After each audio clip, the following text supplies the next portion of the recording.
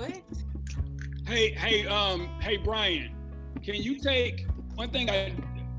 So are you not on the screen at all? Not even your logo? Okay, good.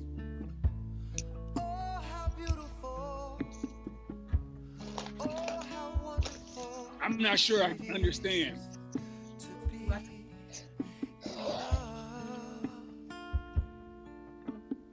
No. So I was just saying that like when it starts, my camera will be off, and then their cameras are going to go on and off based on when they're speaking. So like everybody will be black except for the people that are on that are speaking. I'm gonna be black. So I just wanted to make sure like your logo wouldn't be okay. So it would be a black square. Oh wow, okay.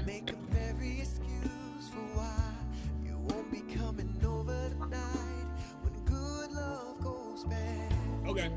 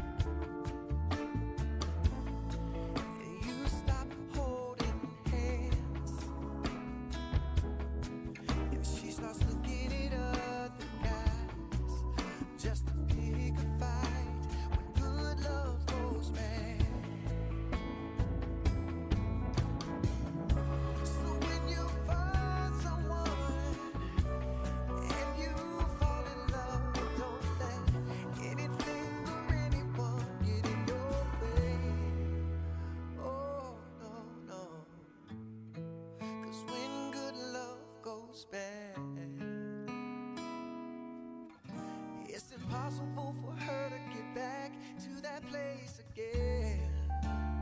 No, no, no, no. And there's no second chance. And when she finally says goodbye, she won't even cry when good love goes bad.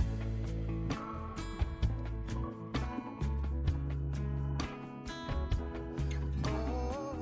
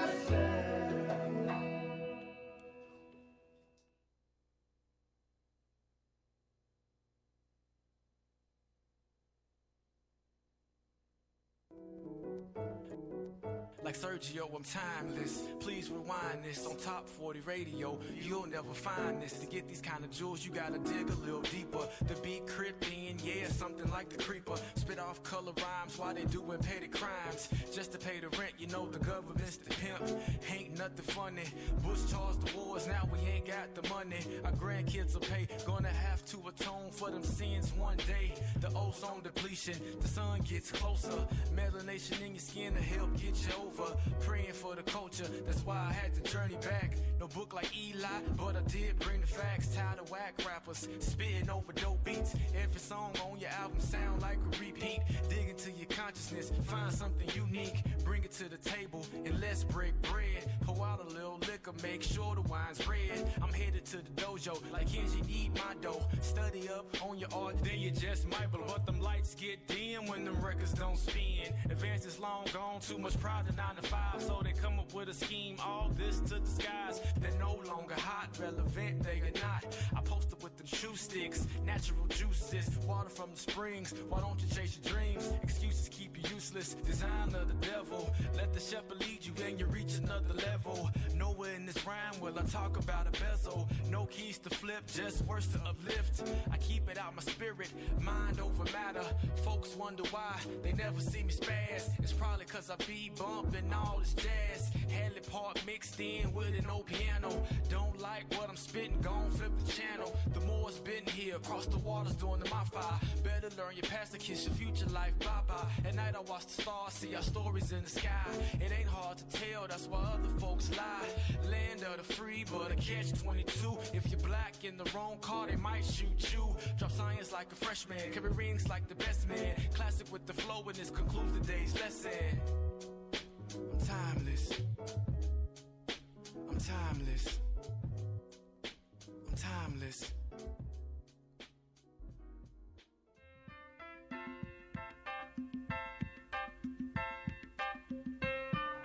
Sweating in the Intrepid, holding 6 pounds. Add one more wheel, could have been around. It's that fresh Philly powder. But this white right here won't keep you clean out the shower. Especially when they rock it up and give it all its power.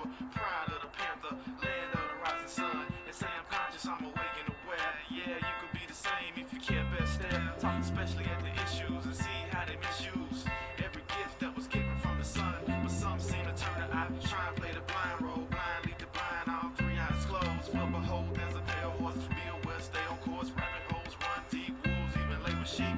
Politics pollute the people. Real art seems foreign, but it dwells in my homeland. But like pregnancies that are unplanned, some report the truth and manufacture lies. All the sell records, they use no disguise. I play turkey when the people gobble up. It was dead songs, it was the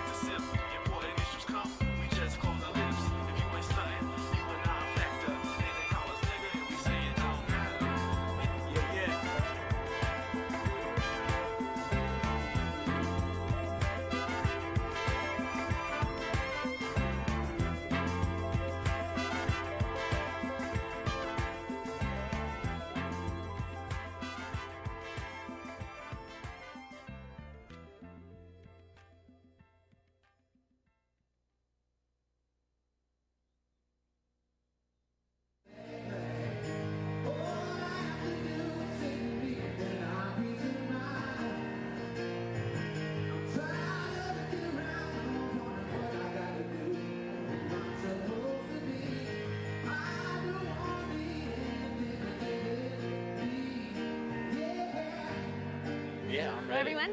Hello. I'm here, Love and Acceptance concert with Gavin DeGraw. What's up, guys? How are you? Good to see you. Yeah. So, you actually have a bar downtown. I do. You do. I And do, yeah. it's The, gone under- the Nashville Underground. The Nashville Underground. 105 Broadway. We're awesome. You should come. And you Yeah, man. Thanks, dude. it like underwent a renovation. We did a huge renovation. Yes. We were 1,600 square feet when we moved to town. We're 40,000 square feet now. We're going to be 55,000 square feet. We're building bowling alleys on the 3rd and 4th floor. Oh my gosh. We have awesome food. We Tell me have they're bumper really equipped, cold though. tap beer. Are the What's the that? bowling lanes going to be bumper equipped so when all the drunk people are like, eh. We're still talking about that. We don't believe in bumpers everywhere because, you know, we also believe in someone also being able to get it down the lane on their own accord. That's super But cool. we may do a bumper thing on maybe one or two. Is that going to be Depends next how- door? Is it going to be upstairs? Or Depends you how adding, bad like, your aim is, you know.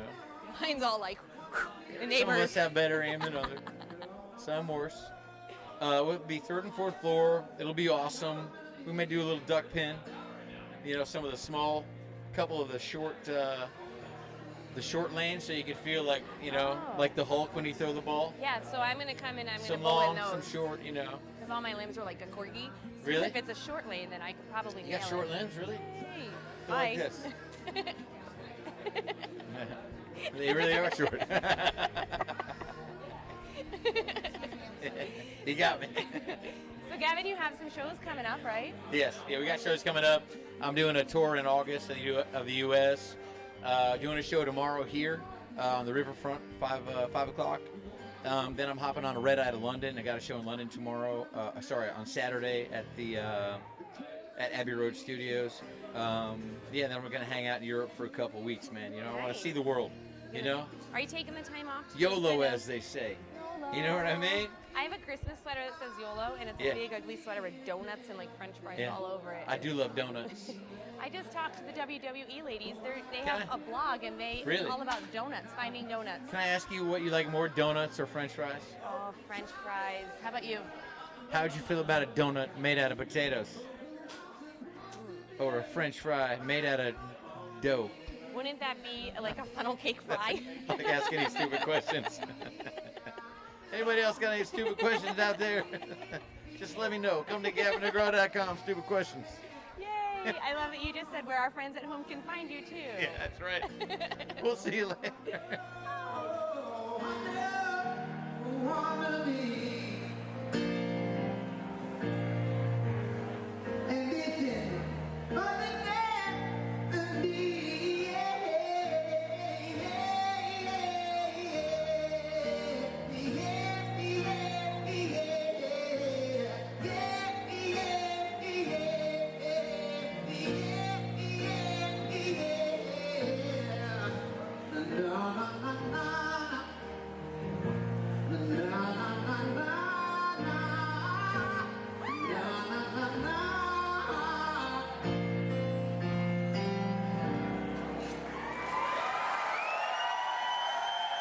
Hey, this is Gavin DeGraw, and this is how we do it in the Nashville Loop.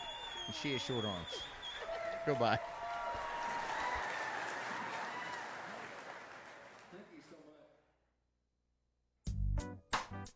Yeah, I'd like to thank y'all for coming out tonight, because you could have been anywhere in the world, but you're here with me.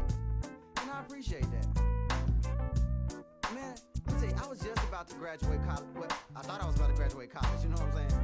And then they had the audacity to start playing with my financial aid. I know you can relate. Well, let me tell you my story. Let me tell you how it happened. It was just like this. Man, I was in the financial aid office at the end of summer. I said, excuse me, mama. She said, please take a number. So I pulled number 244, then had a seat. Then they announced, now serving number 3. 8 hours later, I finally had the chance to speak to some chick behind the desk who was younger than me. She asked me for my social, then lo and behold, she was like, 1911 is the balance you owe. I'm like, whoa, I'm supposed to get tuition reimbursement from UPS. She smiled and said, yes, but you gotta pay your account balance up front first. That's the idea behind getting reimbursed. And worse, I see here that you have scholarships, and if you accept them, you'll be left with no chance for reimbursement. I said, come again. She said, you can't claim what you did not spend. Playing with my financial aid, they say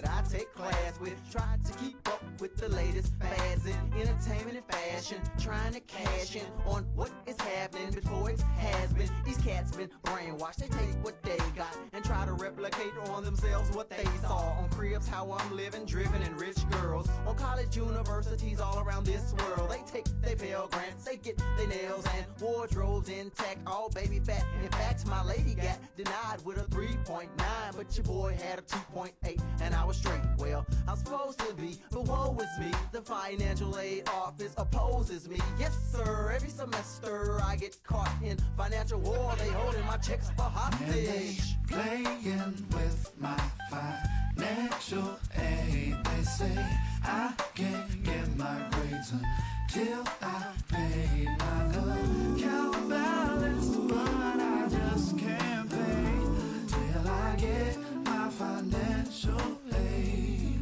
Listen, till I get my financial aid.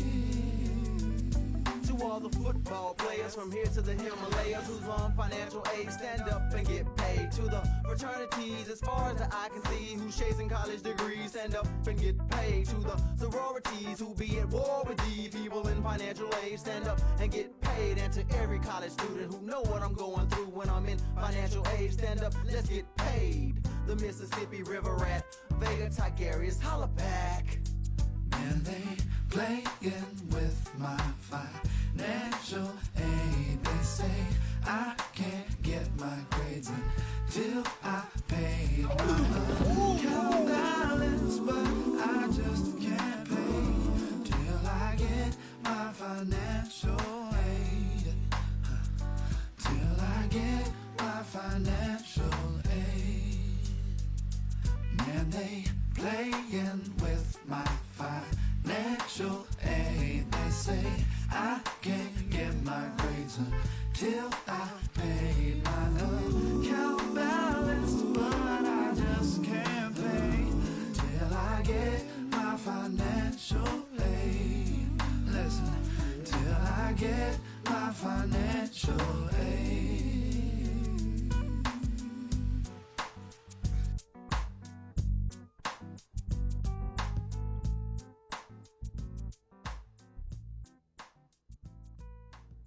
Financial aid? I thought this was about Medicaid.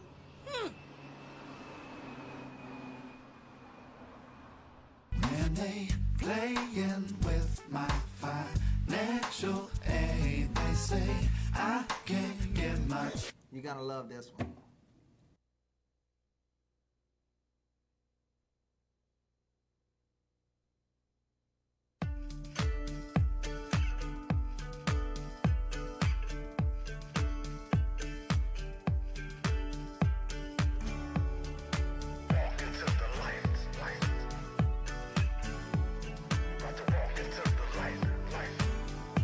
Your lesson, yes, is written in stone.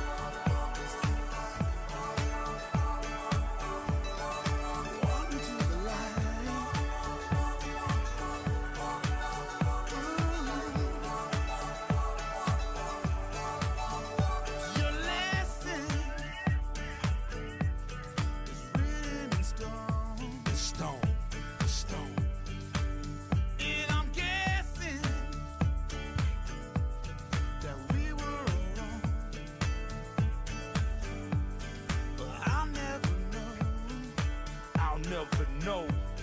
Yeah, I never know. I said that I'll never know until I walk into the light.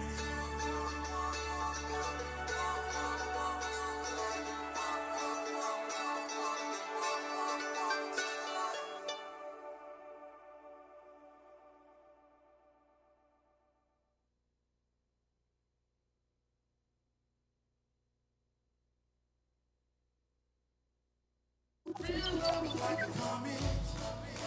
You only find it maybe once in a while.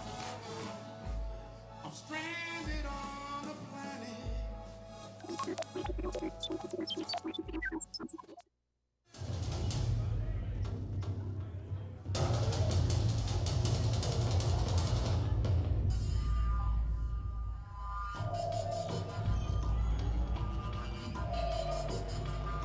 All right, y'all, we got alien space debris.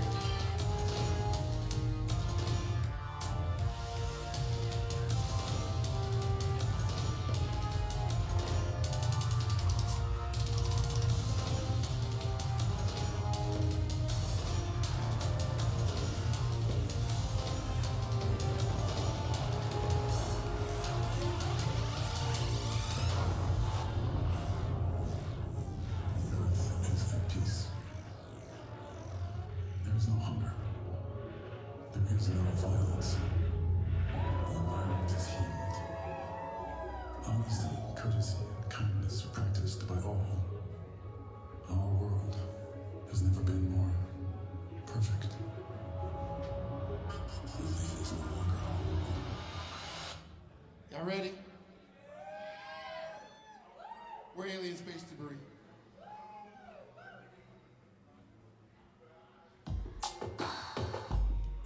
This song's called Outer Space.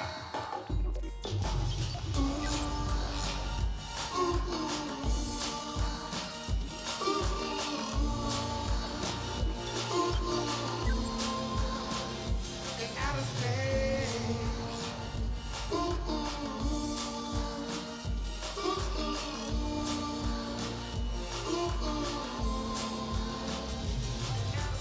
Suddenly wake up. Walking on the sun, suddenly wake up.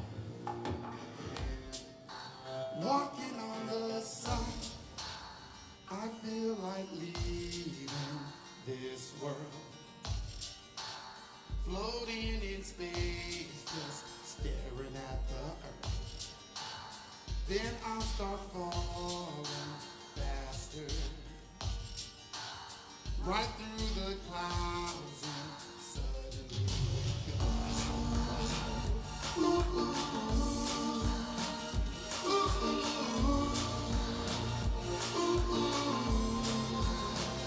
And outer space.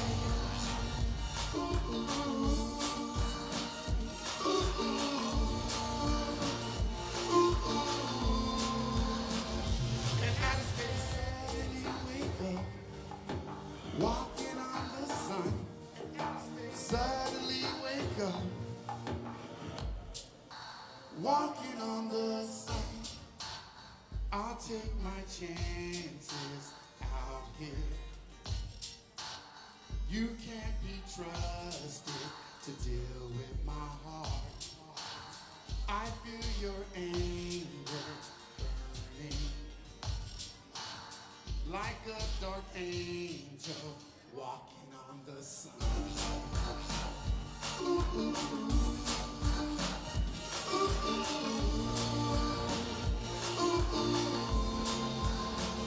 In outer space.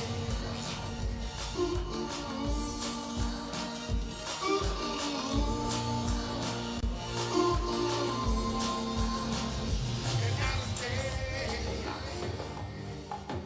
Walking on the sun, suddenly wake up. Walking on the sun,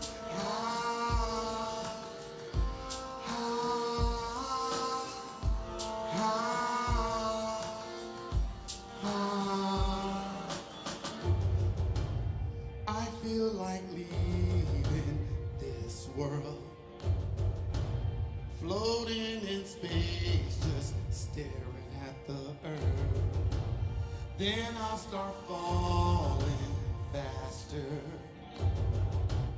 Right through the clouds and suddenly wake up in outer space.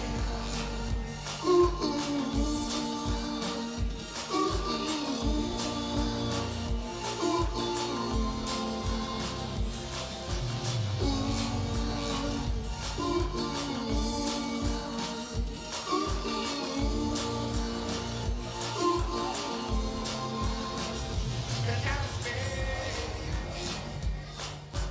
walking on the sun, suddenly wake up. Walking on the sun.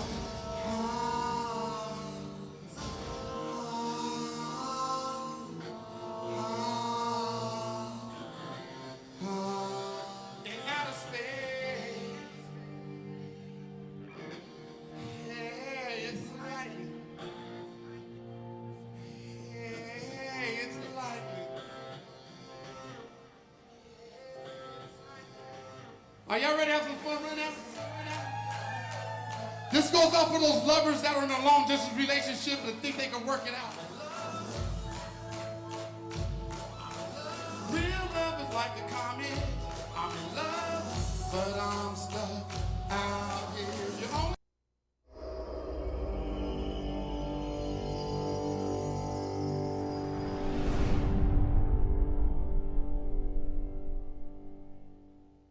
Hello, everyone. This is Shawn Whitsell. I am the founder and artistic director of the Destiny Theater Experience, and I want to welcome you to the Dark Horse Theater.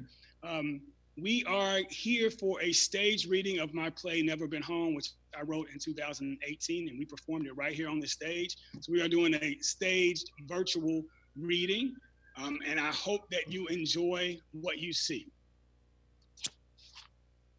Never Been Home. Written by Shawn Whitsell.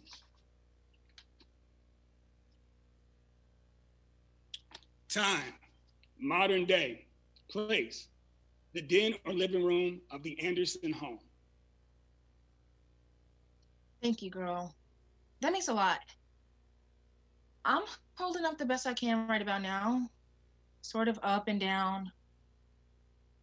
I'm just sitting here waiting on my brothers and sister to get here. Yeah, we haven't been in the same room since that Thanksgiving drama fest 3 years ago. Yeah, I know. Anytime my family gets together, it's pure drama. Yeah, you would think with a funeral it'd be different, but it's times when shit really hits the fan, especially with Black folks. And you know how Maxine gets. She's gonna come up in here trying to run things with her high and mighty know-it-all attitude. Get on my damn nerves.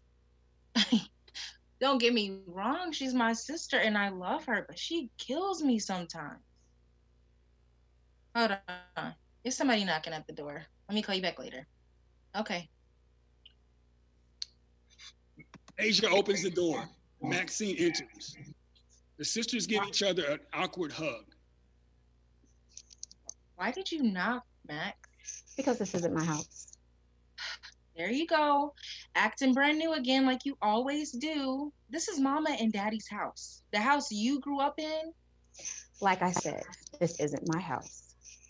Anyway, it's good to see you, girl. It's good to see you too. It's been a while. You look good.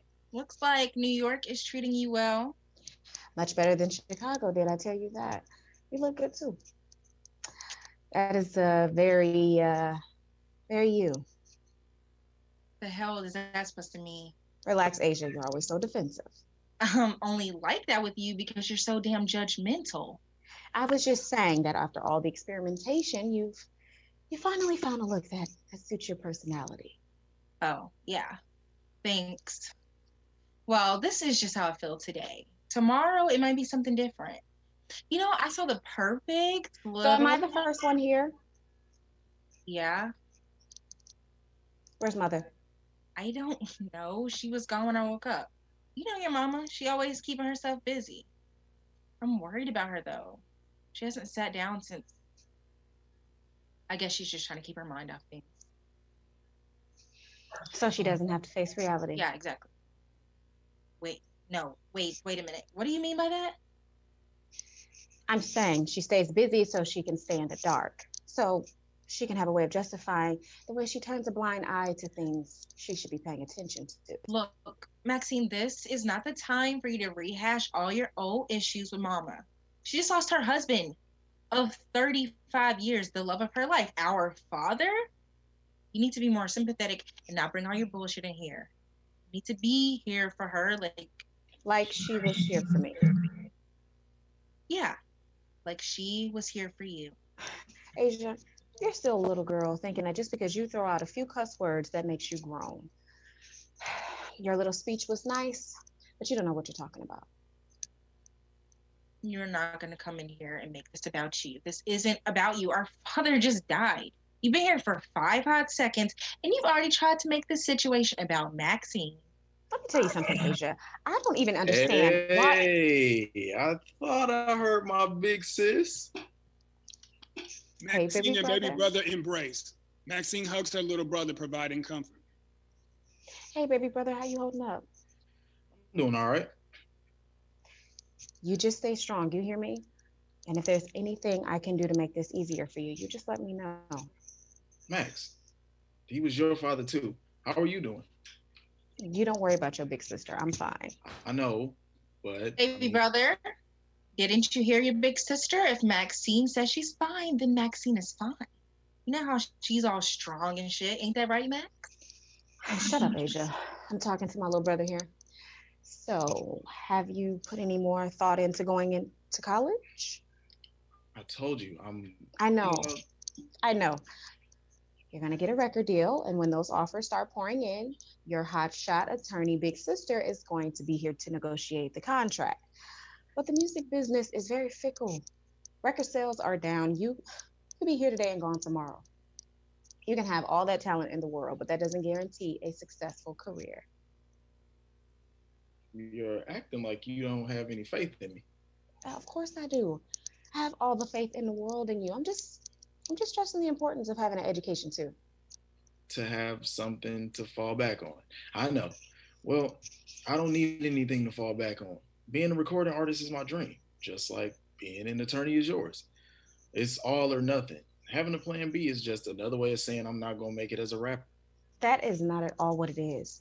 Having an education just increases your options. That's all. Take me, for example. I practice corporate law primarily, but I got into entertainment law 3 years ago to expand my options. I've opened myself up to new career opportunities and I make more money. Don't just settle for being an artist, be a businessman. You can go to school and get a degree in business, or better yet, music business. Max, get off the boy's back. He's been telling you for the past 2 years that he doesn't want to go to college. He's 18 years old now. Let him live his life the way he wants to and stop trying to make him the male version of you. I'm not trying to mold him into anything other than a successful businessman. I just want what's best for my brother. Is there something wrong with that? There's plenty of successful Black people out there who don't have degrees. A degree isn't everything. And you would know. It doesn't guarantee success. And you would know. Wait a minute, Max. I'm in school. Yeah, I know. You've been an undergrad for 8 years. What's your major this semester? Is it public relations, Spanish, dance, music? I'm double majoring in theater and fashion design. Oh, that is in your business.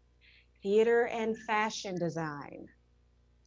I may not have your fancy law degree or be partner at some big time law firm, but I live my life to the fullest. I do what I love and I'm happy. So don't come in here acting like you're better than everybody.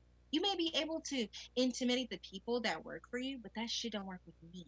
Asia, that's just an excuse for you not to grow up. You want to live in mother and daddy's house until you're 60, dropping in and out of school whenever you please, and not taking any ounce of real responsibility. It just amazes me that you and Adrian can be so different. Adrian is... Y'all talking about a brother behind his back? Maxine and baby brother walk over to greet their brother. Hey, Max. Hey, little brother. How you doing, Asian? Hey. Where's Mama? I'm running errands, I guess. Should have known. How's she doing? She sounded like she was holding up pretty well when I talked to her on the phone yesterday. I'm not really sure. I just got here. She's holding up great. Like nothing happened. And she's keeping it together. Well, that's our mom. Always so dignified. Never loses her composure. Y'all know Mama is just putting up a front. She's obviously covering up the fact that she is in a great deal of pain. It's a defense mechanism. Okay, Miss Psychology. Or what is it this semester? Sociology? What is this? Some big joke? Our father is dead, and y'all are acting like this is a family reunion. I know Mama is devastated on the inside, and we need to help her get in touch with her pain. Can't continue to let her walk around like there's nothing happening. Stop overreacting, Asia. No, you stop underreacting. Asia, just calm down. You know, I hate to bust your bubble, Asia, but you can't dictate when and how someone is supposed to grieve, not mother and not us. I'm not trying to tell y'all how to grieve, but I find it strange that none of you seem to be grieving. Or even worried about it at all, how Mama is dealing with this. Asia, you're getting worked up over nothing. I sat up with you all night, laughing, talking, and crying about Daddy. So what do you mean by underreacting? I'm not talking to you, baby brother. Oh, so you're talking about me? I'm talking about you and Max. Well, look, Maxine doesn't have to prove anything to you or to anyone else. Oh, yeah? She doesn't speak to Daddy for over 3 years. He dies from a heart attack, and it takes her 3 days to get here. Explain that. Hell, the get alone should have had her hopping on the first plane. That's not fair, okay? I just got here too. Yeah, but you were over in Africa. Miss Thing was only in New York. I'm in the middle of the biggest case of my career right now. What do you expect from me? Just pick up and leave? Yes, that's exactly what I expected you to do. Well, it doesn't always work like that. Some of us have real commitments in life. Now, I got here as soon as I could. I helped Mother plan the funeral from New York, so don't question me like I'm some child. Then stop acting like a spoiled brat who's angry at Daddy for sending you off to boarding school. Get over it, Max. Shit happened years ago. Besides, it was your own fault. You're always taking Mama and Daddy through your mess. You have no earthly idea what you are talking about. And listen to the way that you're talking, like you from the hood or something. You are from Rolling Acres. Next week, you'll be speaking with a British accent. You're a one lost little girl. Bitch, who are you calling a little girl? Asia, you watch your mouth in my house. Sorry, Mama. I didn't raise you to use that kind of language. Who you calling names anyhow? Your sister? No, Mother. She's just acting out one of her scenes from her plays. Yeah. Well, I don't care what she's doing. We don't speak like that in this house. Diane looks up and notices Adrian in the room. She is overjoyed. My boy, look at you. Hey, Mama. They embrace. I am so happy to see you. Where have you been? I've been out with your brother taking care of some business. JJ, where is he? He went back to his hotel. Hotel? We've got this big old house and he's staying at a hotel? Probably didn't want to sleep under the same roof as Max. What kind of business, Mother? I was tending to some of your father's affairs. The affairs that we discussed over the phone, those affairs? Yes, Maxine, those affairs. Is there a problem? No. It's just that I thought you wanted me to go with you. Well, I did, but John Jr. and I took care of it and the arrangements as well. But Mother, I helped you take care of the arrangements from New York. What's left to do? Well, we decided to change some things. So you already met with Daddy's attorney and you and JJ changed the arrangements. But I thought you said I know what I said. I took John Jr. to that meeting because you couldn't tell me when you were coming.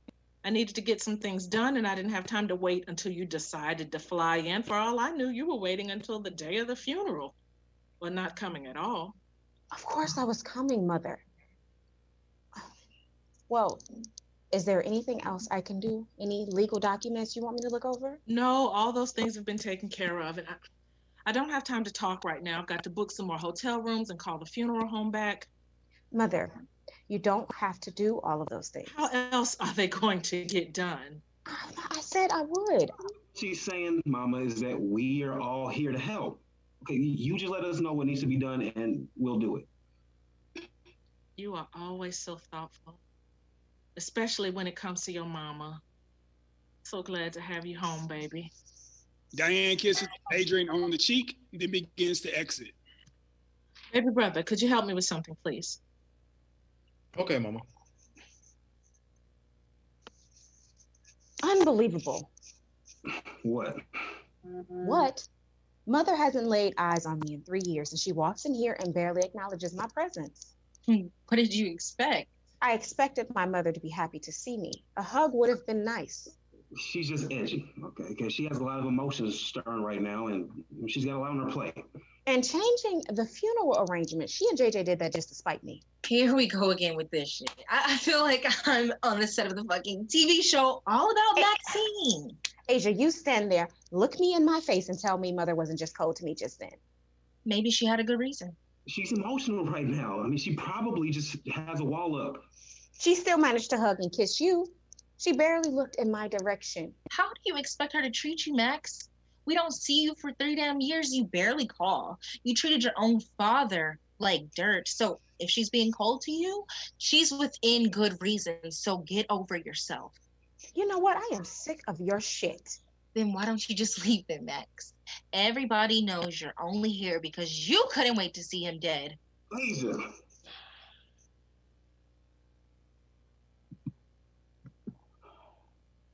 Wouldn't be surprised if she stayed gone for another 3 years. End of scene. Act 1, Scene 2.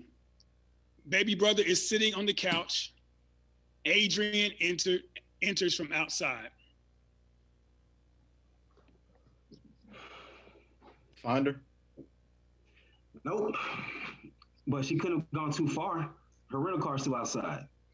She must be walking around the neighborhood. She did that a lot when she got mad at Mama and Daddy. You know, when she was growing up. She'll be back. What happened? Asia happened. Oh.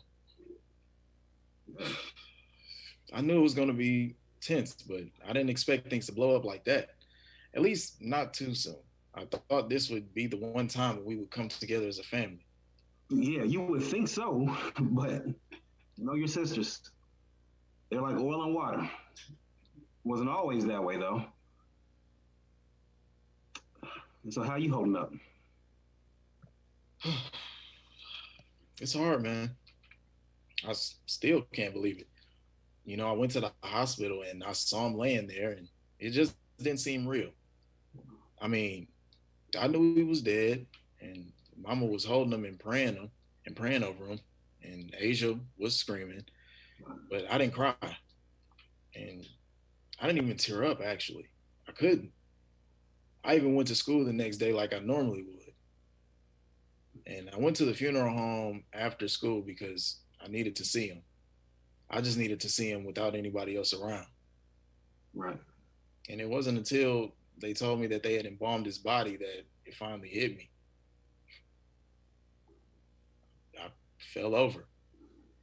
The funeral home director had to catch me, and I cried like a baby right there in his arms. I can't believe he's gone. Forever. Yeah, I know the feeling. I was over in Africa. I listened to my voicemail and all I could hear was screaming in the background. Yeah, that was me who called. I hung up because I didn't want to leave a message. I mean, when I was calling back, my hands were trembling just so bad. I could barely dial. I just kept saying, Lord, please don't let anything be wrong with my mama.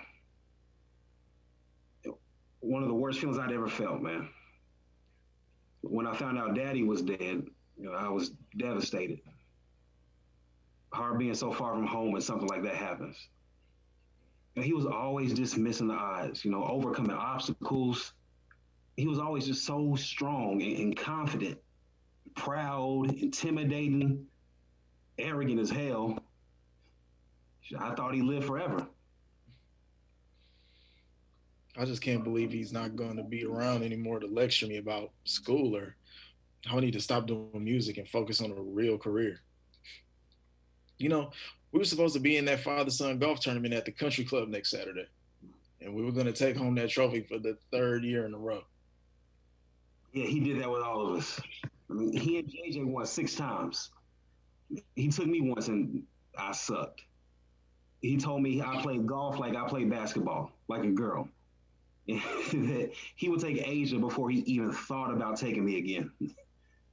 Man, I embarrassed the hell out of him. You know how he was about his image and reputation. Even on the golf course, man had way too much pride and ego. And we were going to kick ass in that tournament. Yeah, I know how close you two were. Thick as thieves. Yeah, but Asia was his favorite. And you know how much she adored him. That's why she's acting so crazy. Well, crazier than usual. She's hurt. Mad at the world. And I guess she thinks nobody feels as bad as she does. Oh, of course we do. I mean, this is our father we're talking about. I know. Man, you sure you're all right? Huh? Yeah. I just get lost in thought sometimes. I'm dealing with it. Just trying to be strong for mama. And plus, you know how daddy was about crying. Dry them tears up, boy, before I give you something to cry about. God made tears for women and babies. Suck it up, boy. And if I catch you crying again, you better be at a funeral. Oh, man. It's ironic, huh? Yeah. Man, he was a good person. He had his ways, but he always took care of his family. He was always a great provider. What was up with him and Max, though? I mean, mama never wants to talk about it. Max is always so vague when I ask her. And Asia, she says... Don't listen to what Asia says. Look, you know how Max is. Strong-willed, opinionated, and she's not going to let anyone stand in her way. It's part of what makes her a great attorney. You know how Dad was. Stubborn, prideful, ruled with an iron fist. And even more strong-willed than Max. But Daddy always wanted to live up to a certain image, and if anyone got in the way of that, there was hell to pay. Daddy and Max went through the typical parent-teenager drama. The only thing is, you know, unlike most folks, they never got over their past issues. You know, Asia said Max resents mama and daddy for sending her off to that boarding school. Asia doesn't know what she's talking about. And it wasn't just about one particular thing. It was everything with Daddy and Max. You and Daddy went through the same thing, though, right? Oh, no. Me and Daddy had our differences, but I walked the line. When John Anderson Sr. told you to do something, you did it. And you didn't talk back or ask any questions. I wasn't as brave as Max. Asia said he used to hit you. Sometimes.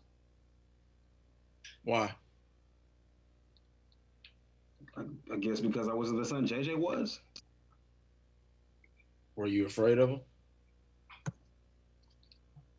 Sometimes. But what boy isn't afraid of his father at some point in his life? Daddy wanted his boys to be honor students and all-American athletes. And that's why JJ was the apple of his eye. You know, I had the honor student part down, but, you know, I sucked at sports, and he hated it. He never thought I was tough enough. You know, one day I got into a fight at school, and Donovan Brown was his name. The only other black kid in the whole school besides me and Asia.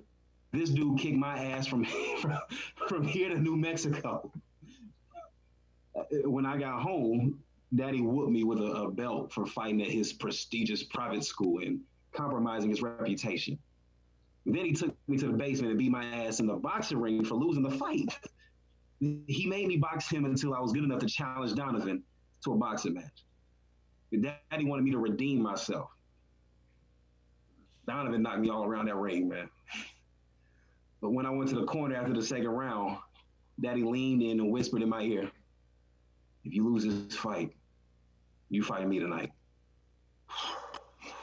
Man, I went back in that corner and knocked Donovan on his ass with one punch. So what did Mama say about this? Nothing. One time, Daddy got drunk after he lost that first election, and he used me as his punching bag. You know, he started out playing, but then he got serious. Took all his frustration out on me. Man, it got so bad that I just started crying out for Mama to come help me. I knew that would make him angrier, but I couldn't think of anything else to do. Did she come? No. Maybe she didn't hear you. She heard me. The next morning during breakfast, I sat at the table, face bruised up, black eye. You know, I waited for her to say something, but not a word. I just kept staring at her from across the table. She never looked at me. She just kept talking, like everything was normal. Like, some days Daddy would be just beating the hell out of me, and I would pray that she would come to my rescue, but she never did. I don't remember that. I don't remember that. You were young. She couldn't have known. She knew. Nah, man. This is Mama we're talking about. She could not have known. She knew.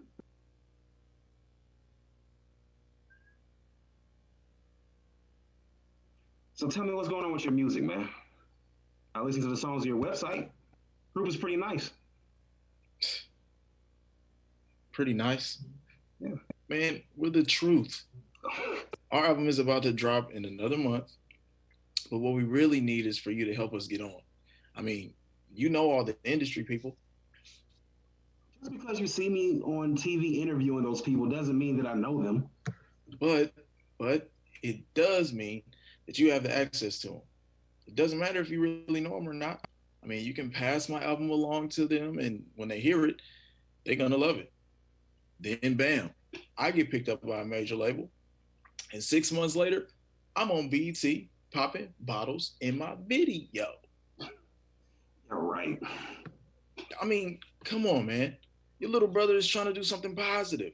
I mean, I could be out here running the streets, trying to prove that I'm not just some spoiled rich kid living off his daddy's money. I'm trying to get my career off the ground, and you're telling me you're not going to help me.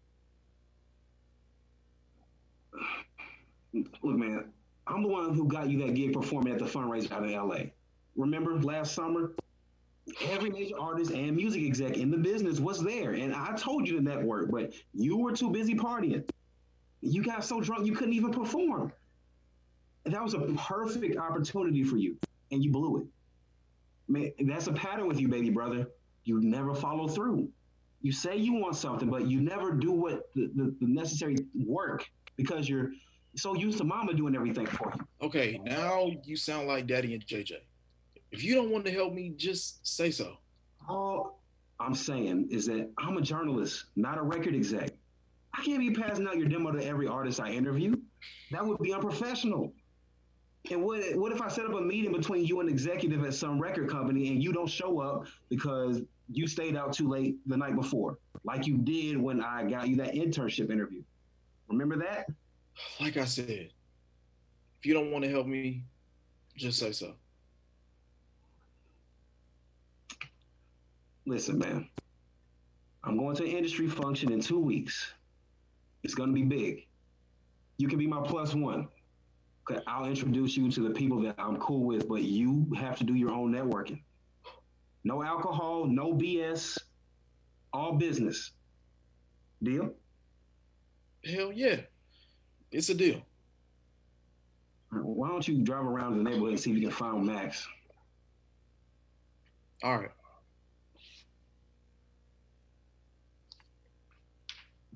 Where's that boy running off to now? He just went looking for Max. Looking for Maxine? Yeah, she got a little upset and went for a walk. I tell you, that's all that child did growing up was slam that front door and go for a walk. Well, Mama, with all due respect, you barely spoke to her when you came home. I mean, you haven't seen her in 3 years. That's right. I haven't seen her in 3 years because she never comes to visit. She barely calls, not even on Mother's Day. What child doesn't call their mother on Mother's Day? I heard from all of my other children, even John Jr. And the reason I didn't have much to say is because I asked her over the phone if she could fly out here right away and help me with the arrangements, and she came up with every excuse in the book.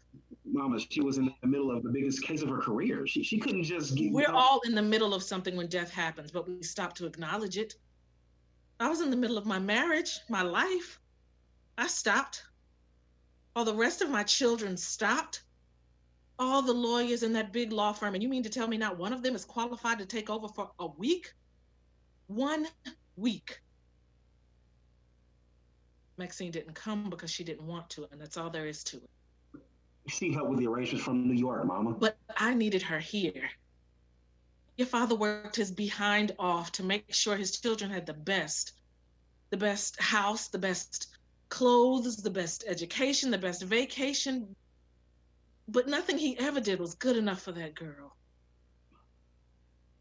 What's wrong with my girls? I have one daughter who thinks she's too good for her own family, and the other one changes who she is from day to day and can't figure out what she wants to do with her life. Maybe you could talk to her. Who? Asia or Max? There's no getting through to Maxine. I was talking about Asia. I don't know, Mama. I mean, Asia is... She'll listen to you. If anyone could get through to her, I know you could. You two used to be so close. I know, Mama, but things are different. It's hard to explain. Things are just weird between us. That girl is weird all by herself. Lord knows she doesn't need any help from anybody for that. Just talk to her. For me. Okay. Oh, and Mama, I'm really sorry for your loss. We lost our father, but you lost your soulmate. Anything I can do to make this easier on you, it's done. I appreciate that, son. You just keep on being the wonderful son you've always been. They hug. Maxine and baby brother enter. Diane notices them, looks at Maxine, and walks out of the room. End of scene. Act 1, Scene 3. Aunt Gina, you are looking young as fine as you want to be. Watch yourself, boy. Now, you know I ain't your real auntie. Gonna mess around and make me have to put it on you. And what you mean I look young? Child, I am young. I ain't but a few years older than you and Max. I'm still young and always ready to have some fun. Whoa. You're a mess, Aunt Gina. If I had known you were gonna be this fine, I would have put my beard in a long time ago. You don't look nothing like your daddy. So you still married to that white woman? Her name is Cindy, Aunt Gina. You know that. Well, you need to leave them Cindy's alone and get yourself a Shanika, Shantae, Bonquisha, or something like that. Get you a sister. Where's she at anyway? She'll be here tomorrow. So why aren't you staying at a hotel? Child, please. I'm not staying at no hotel. I'm staying right here at my sister's house. Where's she at anyway? I think she's out. Child, that sister of mine don't know how to sit still for nothing in this world, not even death. So, did you come by yourself? You don't see nobody else here, do you? Reggie couldn't make it. And I couldn't pay none of my brothers and sisters to come. Yeah, child. They couldn't stand your daddy. Oh, I'm sorry. All due respect, but your daddy was never really a part of our family. Never saw eye to eye with mom and daddy. Yeah, heard your parents didn't approve of my father because he was married when he met Diane, and because Diane had only known him for 2 months before she ran off with him. 2 months? It was more like 2 weeks. Child, you don't know the half. What's to know? Diane was unhappy in the South, growing up poor and living on a farm. She wanted to get away. She met my dad, fell in love, and went on to have a better life. What's so wrong with that? Well, first of all, my folks were upset because Diane was 16 years old when she ran off with your daddy, who was 12 years older than she was. And at that time, he was still married to your mammy. I mean, your mama, who was still pregnant with you. Diane ran away from Mississippi without so much as a goodbye or a middle finger, nothing. She never even looked back. Forgot where she came from. But that's not your daddy's fault. It's Diane's. She gonna have to answer the Lord for that one. But I ain't one to gossip, so you ain't heard that from me. But if you gonna talk about something, know the facts. So where is everybody anyway? Hey y'all. Your young, sexy auntie is here. Hey, Aunt Gina. Hey, baby, look at you. As handsome as you want to be. I tell you, you look just like my daddy did when he was your age. He was one of the most handsome men in all of Mississippi. Yes, he was. You tell me that every time you see me. Well, child, it's true every time I see you. How you been? Wonderful, baby. Baby brother, the only one you see? Miss you in that outfit. Of course I see you, girl. Come here. Look at you. I like your hair, girl. I'm gonna have to get you to do mine for the funeral. Okay, I'll hook you up with the family discount. Well, discount me on down to free. Besides, as many times as I did your little nappy head when you was a little girl, you owe me. You crazy, Aunt Gina. I know. But let me get serious for 1 minute. Okay? I want y'all to know the whole family is praying for y'all. I'm sorry Reggie couldn't make it. He's playing in a big tournament this weekend out in California. He's gonna make his mom a lot of money one day. I'm gonna live in a big fancy house, much bigger than this. I'm gonna have diamonds, pearls, and a whole closet full of minks. I'm gonna be on Peter's most wanted list. But anyway, now what was I saying? Oh yeah. If there's anything I can do to help make this easier on you, just let me know. I'm here for all of it. We definitely appreciate that, Aunt Gina. That's what family's for. Now, where y'all say Diane went? Over to the church. She should be back shortly. I'll call and let her know you're here. No, don't bother. I'll see her when she get back. So, baby brother, I heard some of your music. It's good, but it's missing something. Yeah, I know. You heard my demo. I'm finishing up my album. The quality is much better. No, I'm not talking about that. You need a sexy female on one of the songs. Like who? You? No, look him. Of course, me. You tripping, Aunt Gina. Oh, come on, give her a chance. Come on, Aunt Gina. Oh. My name is Gina. I'm from Mississippi. All the fine tenderonis want to get with me. Tenderonis? Gina, this is not the 80s. Nobody starts off by saying my name is anymore. Eminem did it, and he sold millions. Well, you're not Eminem, so stick to singing. And you need to give up on this pipe dream of becoming a rapper and start getting serious about what you're going to do with your life. Dad told you the music thing was just a hobby you could have as long as you maintained a 4.0. Here you go. First Daddy, then Max, now you. Shut up, JJ. Didn't nobody tell you you couldn't be what you wanted to be? Let your brother do what he wants to do with his life. And speaking of Max, Where is Miss Diva? In the back taking a nap. Well, tell her to get her behind up out of that bed. No need. You already woke me up with that horrible rap. Hey, girl. Hey, girl, it's so good to see you. You look fierce. Almost as good as me.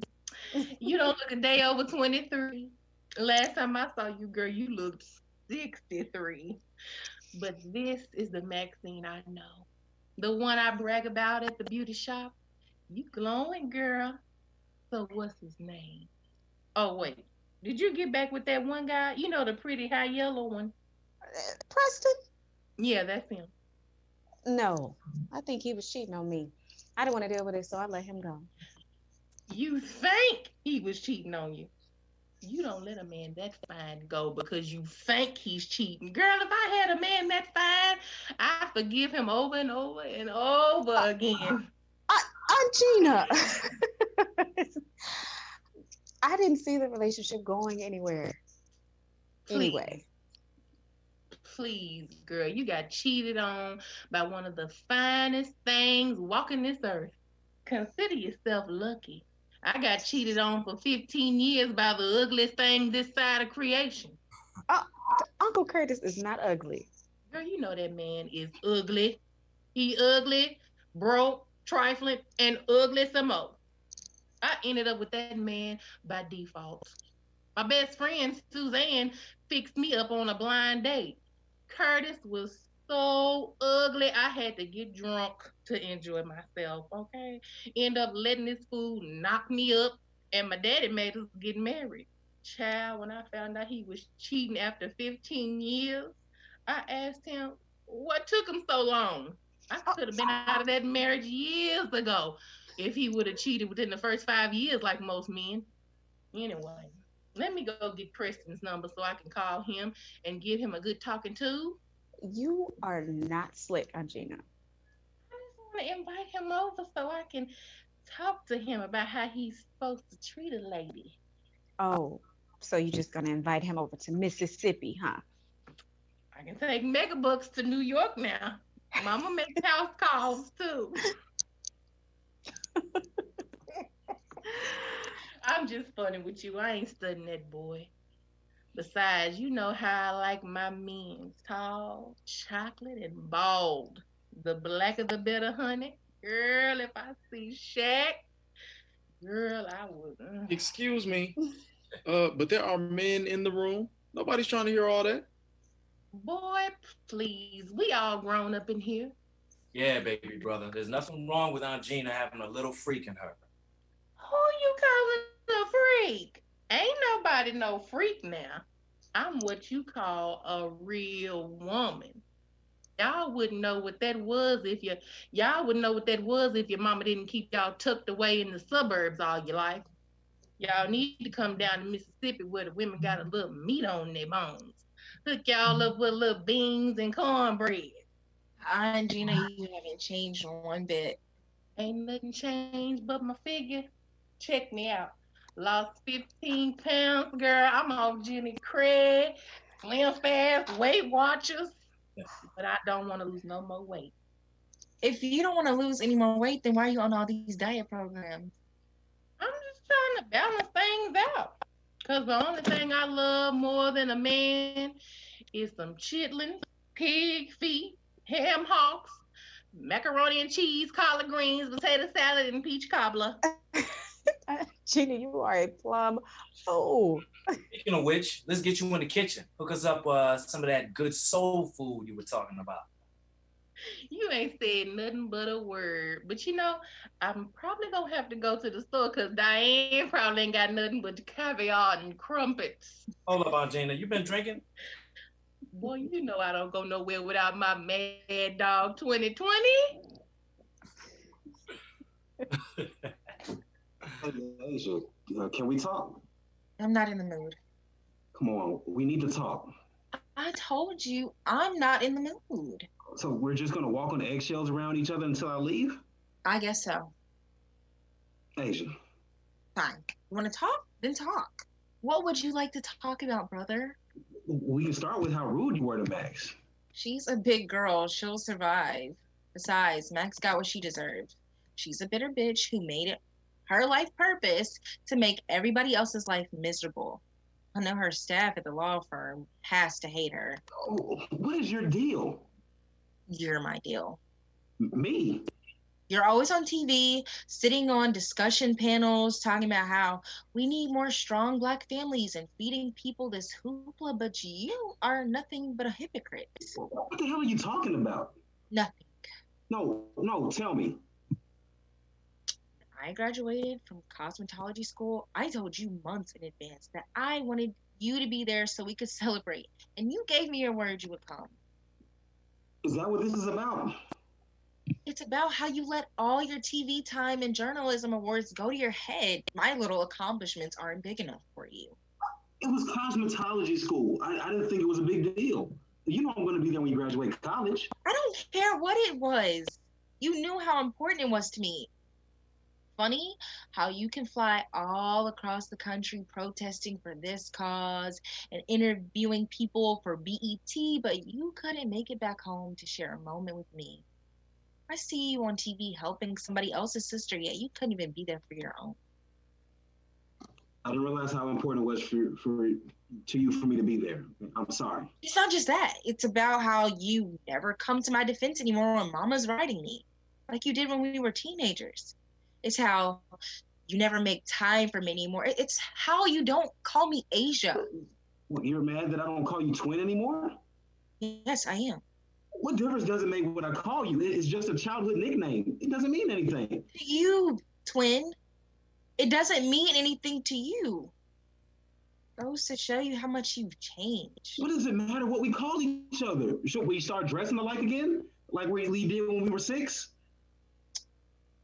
You're just like Max, so damn condescending. Oh, and you're so damn selfish and immature. I can't believe you're pissed off at me over a nickname.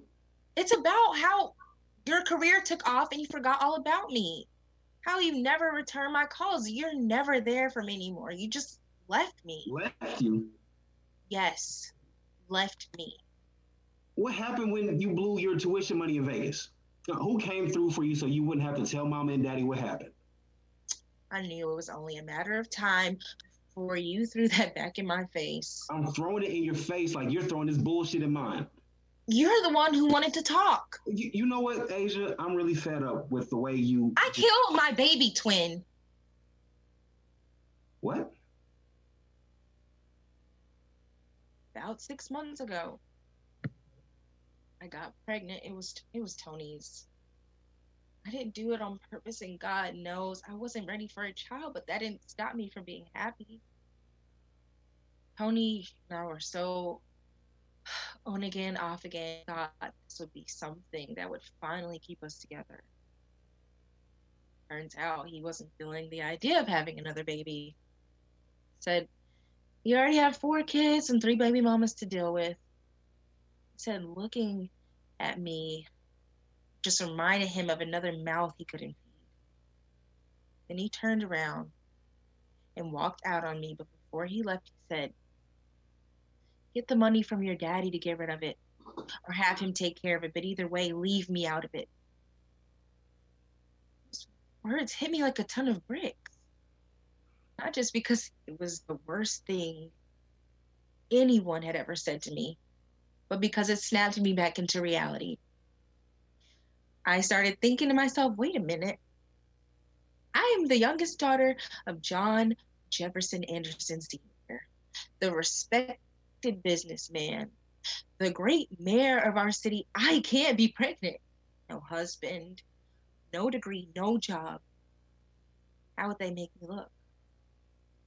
How would that make my daddy look? What would daddy think of me, his little princess? I couldn't bear it. I couldn't bear to look in his eyes when I told him. I couldn't bear the thought of disappointing him. I couldn't bear the thought of breaking that man's heart like Max always did. I had an abortion. Not without calling my brother first. Because he would know what to do.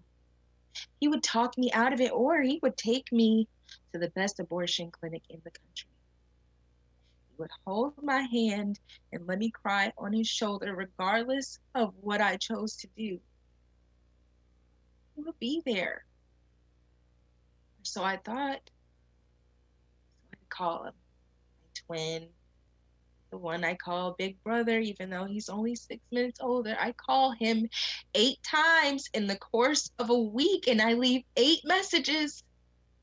Hey, twin, call me back. Hey, Big Brother, I have something really important I need to talk to you about. Hey, it's me again. Call me back. It's urgent. I'll call you back. Yeah, he called back. Eventually. I guess not soon enough, though, huh? Asia, I didn't know. I'm not blaming you for the predicament I got myself into or the decision I made. I'm just saying it would have been nice if my best friend was by my side.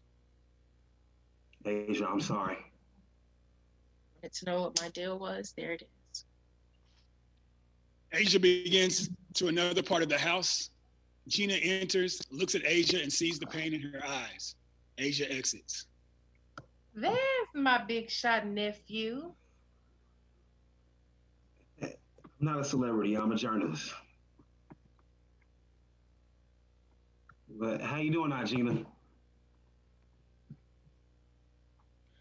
Look at you, the big time celebrity. Look, I'm not a celebrity, okay? I'm a journalist.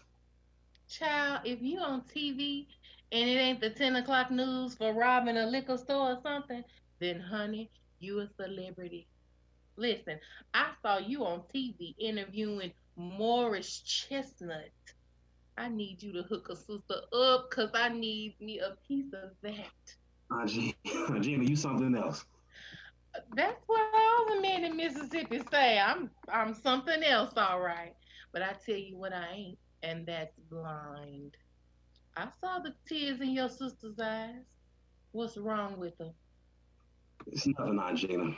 She just got a little worked up over Daddy. You know how she gets. I saw the look in that girl's face.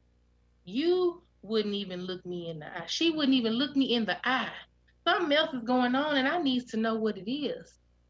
Not just because I'm nosy, and I'll admit I am nosy, but it ain't about that. I want to know because I care. Now tell me what's going on. So, hey, sister. Hello, Regina. You mean to tell me you ain't seen your baby sister in over a year and all you got for me is a hello, Regina? Come on and give your baby sister a hug. well, I'm going to let you two catch up. Don't forget what I asked you to do for me, baby. I haven't forgotten, Mom. Forgotten. Huh? I haven't forgotten, Mama. Yeah, I haven't forgotten, Mama. I ain't forgotten what we was talking about neither, trying to ease off. You ain't sick, but I gotta holler at your mama, so I'll talk to you later. Girl, why you correcting that boy like that? Like he's a child? I raised my children to use proper English. We didn't send them to those expensive private schools for nothing. As soon as they got grown, they threw all of that good English out of the window. Diane, they're at home. They know how to speak in a professional environment. Besides, ain't no white folk around. John and I taught them to speak properly no matter where they were and who they were around. Just playing with you, sister. Lighten up. What were you and Adrian talking about? Grown folks' business. Regina, what are you doing here? What you mean, what I'm doing here? Last time I checked, I was a part of this family. We both know that you couldn't stand John. Nobody in our family could. I will have you know that me and John was cool.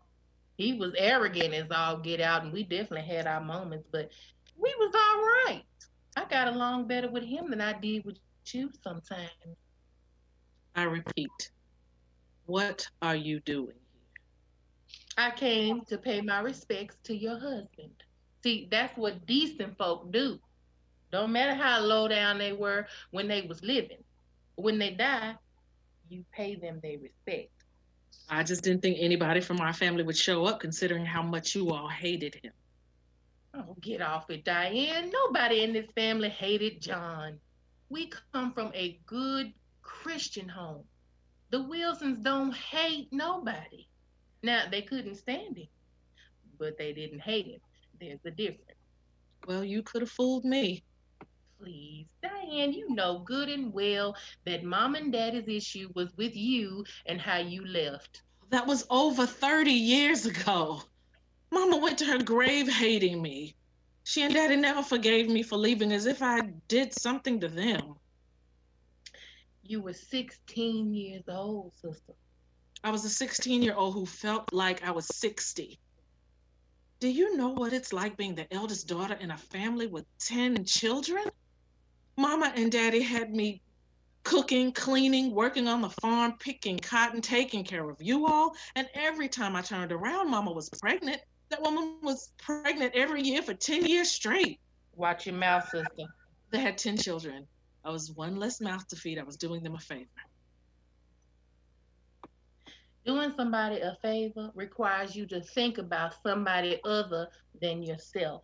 No, Diane, what you did was selfish. You don't know what it was like. And you don't know what it was like to hear your mama crying like somebody died. Mourning the loss of a daughter she didn't think she would ever see again. She wasn't upset because she lost somebody to help around the house. She grieved because her eldest child had run off and didn't even think enough of her to say goodbye. They never would have let me go. That's right, because you was just a baby. I had to get out of Mississippi. And you did. You sure enough did. I didn't come all the way up here to fuss with you or judge you, Diane. I came up here to comfort you and help you however I could. And what about the rest of them? You talk about how we're such a Christian family. I don't see any of them here. Well, I'm here. Just stop pushing me away, sister. Regardless of who did what to who and why they did it, we still sisters. And I love you. And despite everything, I really am sorry about John. Diane looks at her sister with only eyes. They agree to drop it and change the subject. How's Daddy? Child, old and senile. His mind is going, and he's saying any and everything under the sun. Child, he was getting fresh with one of the nurses when he was in the hospital last month. Lord have mercy. I was so embarrassed. So his Alzheimer's has gotten worse, huh? Yeah. He calls me everybody's name but my own. Man ain't lost his sense of humor, though. The other day, I said, Daddy, do you know who this is? And he said, Daddy, do you know who this is? Child, I tell you, he is a mess. He still asks for mama every day. She been dead 13 years and he's still asking for her. He's still asking for you too. You need to go down there and see him. We don't know how much longer he got. You ain't laid eyes on the man since mama died. He wouldn't even know who I was. Besides, I wouldn't exactly be welcomed with open arms. I called Daddy's house about 2 weeks ago to see if he had gotten the money I sent. And of course, your sister Angela got smart, talking about how Daddy doesn't need my money and that I should just stop sending it. She's mad because you wanted to put Daddy in a home. It's a nice place. He would get the best care. Girl, you know we ain't about to put Daddy in no home. Why not? They've got top of the line. We ain't about to put him in no home. The man worked like a dog from sun up to sundown to provide for his wife and kids. So we gonna take care of him like he took care of us. And I don't want to hear nothing else about it. You're just like Angela. My opinion doesn't count.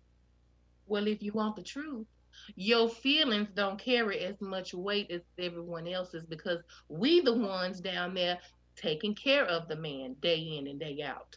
So You talk to me when you start feeding him and giving him his medicine, wiping his behind, and giving him baths. Once you start doing that, then we can talk. I do my share. I send money every month.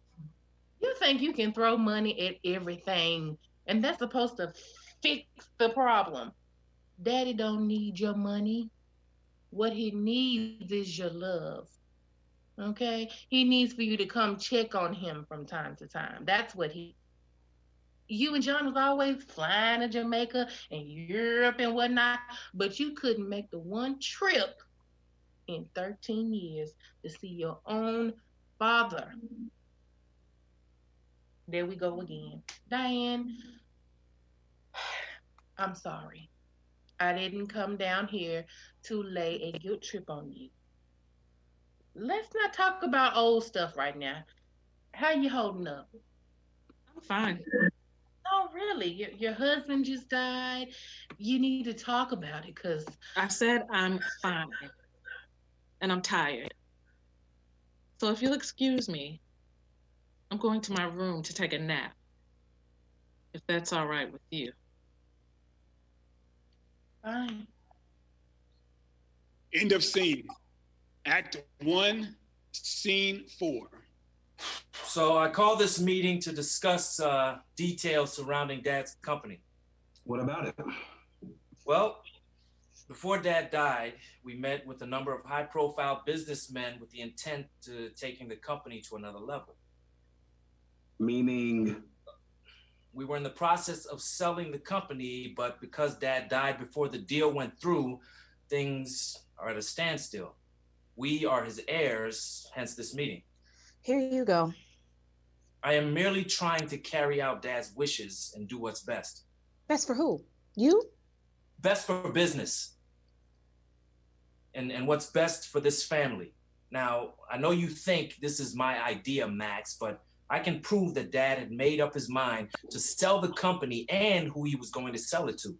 Don't you think it's a bit premature to be discussing this?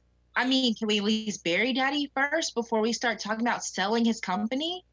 Besides, how do we know that he left the company to us? He probably left it to Mama. The will hasn't even been read yet. He didn't leave it to Diane. He knew she would want no parts of running that business. The last time he updated his will, we were listed as heirs to the company. Now, we need to take advantage of the opportunity. We have to strike when the iron is hot. He's right. Unless Daddy changed something in the last 6 months, we're set to inherit the company. So what's the plan? Dad was planning to sell the company, and the terms of the deal would guarantee that he would remain the CEO for the next 5 years with the option to extend the contract for another 5 years. Now, Dad and I had a conversation a couple weeks ago, and he informed me that he had plans to appoint me as his co-CEO. Please, you expect us to believe that? Yes, I do.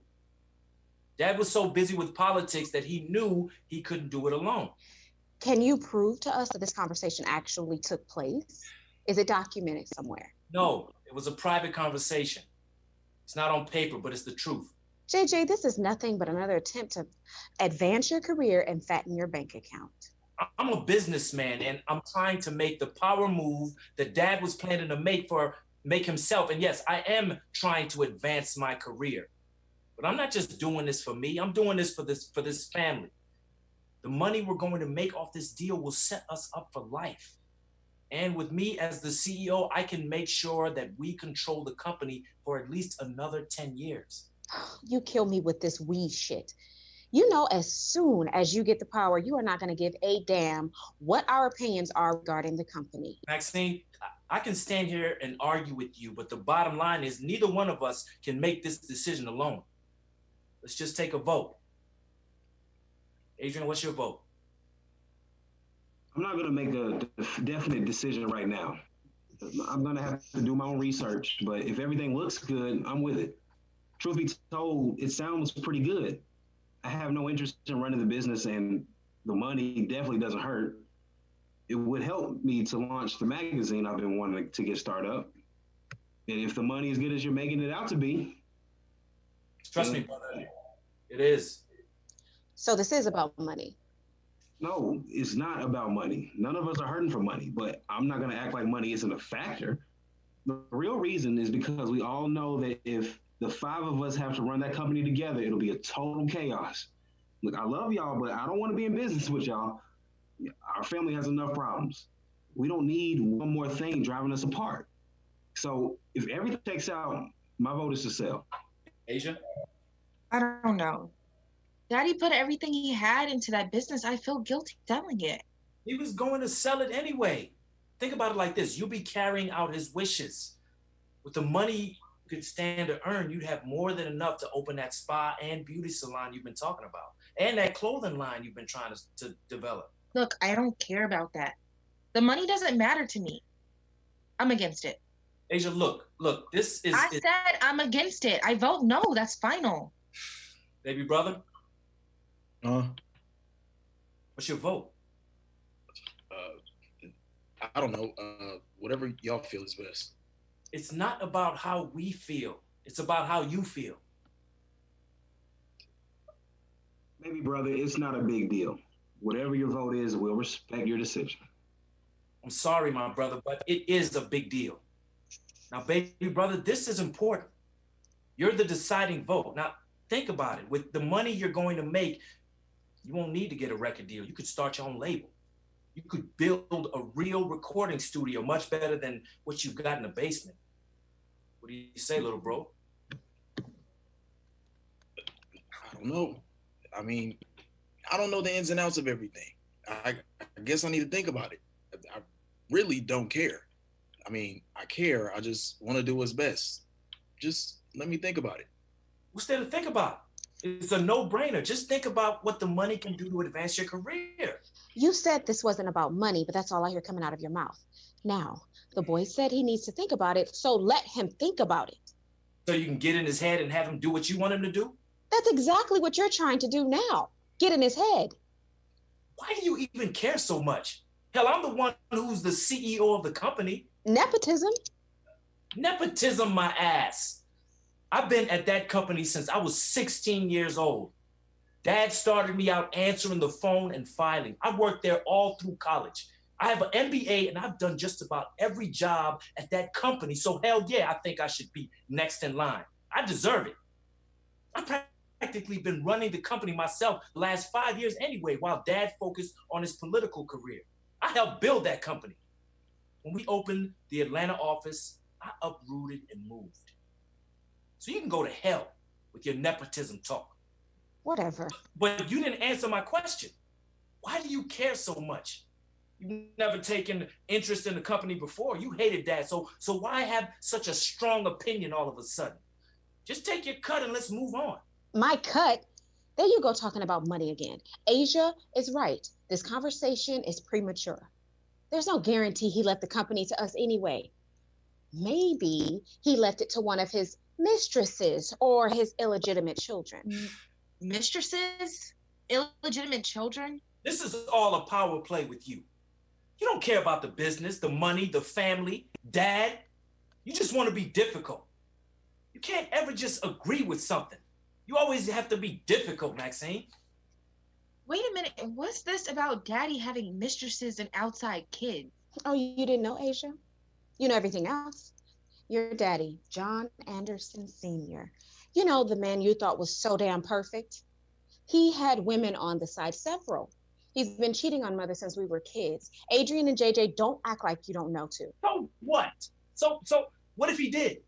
That's neither here nor there. It's totally irrelevant to the conversation. I wasn't married to the man, so I couldn't care less what he did.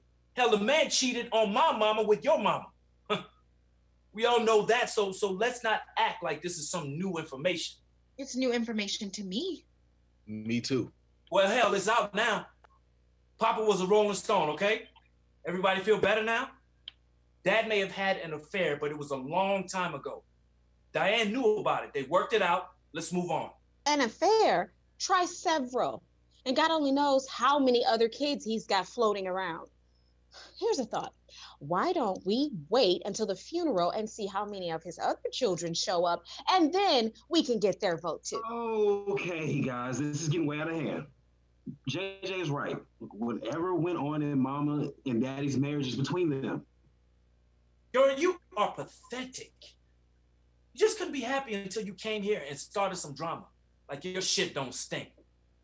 Like you don't have skeletons in your closet. Well, since we're airing out people's shit, let's talk about your shit. JJ, take it easy, man. Okay. Oh, Adrian, I'm tired of little Miss Know-It-All. She needs a dose of her own medicine. Damn it, JJ, I said let it go. I've been letting it go for years. Not this time. See, I know your secret, little Miss Perfect. I know the real reason you got sent off to that boarding school. Dad told me. Since we're sharing tonight, why don't you tell everybody a little secret? The real reason Max went off to boarding school is because she got pregnant at 15. She didn't want to have the baby, so she begged Diane and Daddy to get her an abortion. Afterwards, she was so embarrassed that she begged to go off to that boarding school. Ain't that right, Maxine? JJ! You asshole! That is a bold-faced lie. How could you say something like that to me? I don't know what Daddy told you, but that's a damn lie. Don't get all sensitive now. Just minutes ago, you were talking about Dad's affairs and his alleged illegitimate kids. But now you can't handle when he's on you? I'm telling the truth. That woman, she came by the house that night years ago when we were kids. She was pregnant and he paid her off. You were there. Don't act like you don't remember. No, nothing like that ever happened. Stop lying, JJ. He's just protecting him. That's why he's trying to turn this around on me. JJ, you and I have our differences, but why would you want our brothers and sisters to think such a thing like that about me? Can't you have a little bit of decency? Why would you do that? Because it's true, isn't it? What do you want from me, JJ? What do you want me to say? You want me to lie like you're doing right now? I want you to admit that you're not perfect. While you look down your nose at people and constantly judge everybody else. I need you to admit that you got pregnant and had an abortion. I'm not admitting to anything that isn't true. Just admit it, Max. No. Admit it. No. Okay, you know what? I got pregnant. Mm-hmm. Is that what you want to hear? You satisfied? Does that make you feel good now that you humiliated me in front of my little brothers and sisters? You weren't there. You don't know what I had to go through. You don't know what it was like. Living in this house was hell for me. I thought I was gonna go crazy. Oh, you want sympathy now? Well, you're not gonna get it from me. Truth of the matter, you were sleeping around and didn't even know who the daddy was. I can't believe Daddy told you that. I was 15. I was 15 years old. I was a virgin. You were a whore. He raped me. Raped? Who raped you? Who raped you, Maxine? Maxine, don't. Daddy raped me. What? She's lying. She's so pathetic.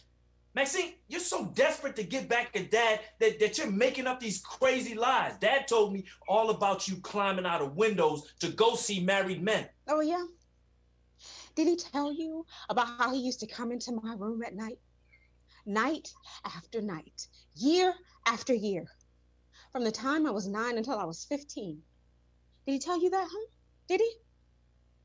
I told Mother about it, and she didn't believe me. She slapped me in my face and told me to never speak about her husband like that again, as long as I lived.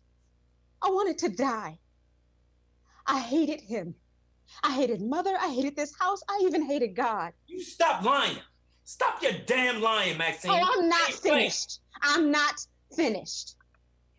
I was pregnant by my own father, so I wanted to have an abortion because I thought I was going to have a baby that was deformed or disabled or something that scared me. So no, I didn't want to have the baby. But it didn't matter because Mother and Daddy were going to make me have an abortion anyway. Then one day, I get this letter from this girl in Mississippi, and she tells me that I'm her sister, that her daddy was my daddy. He died, and she thought I should know. She even sent me a picture of him, and from that moment I saw that picture, I knew he was my father. I looked just like him. Mother denied it at first. Then she finally broke down and told me the truth. I was relieved because in some strange way, I could better understand how he could do something like that to me. I wasn't his real daughter. That didn't make it right, but I was relieved that it wasn't incest. I decided that I wanted to keep the baby. Since he wasn't my biological father, I knew I would have a healthy baby. I begged mother and him to let me keep the baby, but they wouldn't. So the night before I was supposed to get an abortion, I ran away. I was 15 years old, out there living on the streets.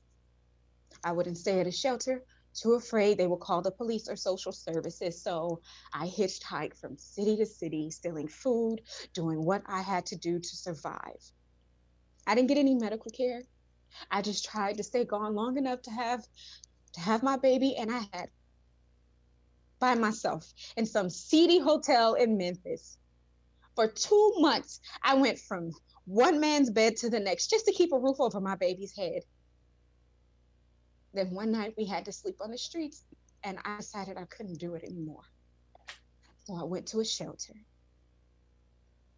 They gave me a bed, but they called social services, and then the next thing I knew, they were taking me back home. I wasn't home a full week before mother and daddy sent me off again. He's making this up. Max, you never cease to amaze me. I know you have your issues with mama and daddy, but I would never thought that you would stoop this low. Mama always said something was wrong with you. Max, you're sick. I'm not lying, Asia. Stop lying. What happened to your baby? She never had a baby. She had an abortion. She's doing it for sympathy. It's the truth. I don't need your sympathy. Okay, then what happened to this alleged baby? You really want to know? Maxine, don't. No, Adrian, I want to know where this so-called baby is. Please, Maxine, don't do this. You said enough. No, I can't do this anymore. Max, you promise, okay? Think about this for a minute. Think about what you're doing. I'm sorry, Adrian. No, damn it, Max, please don't do I this. had a boy. Shut up, Maxine. Shut up. I named him Damien. What? Baby brother, I'm your mother. Oh, my God. You damn liar. What in the world is going on in here? Tell her, Max. Tell your mother the lies you've been telling. Tell her. Is it true? Is what true, baby? What she's saying. Tell me she's lying.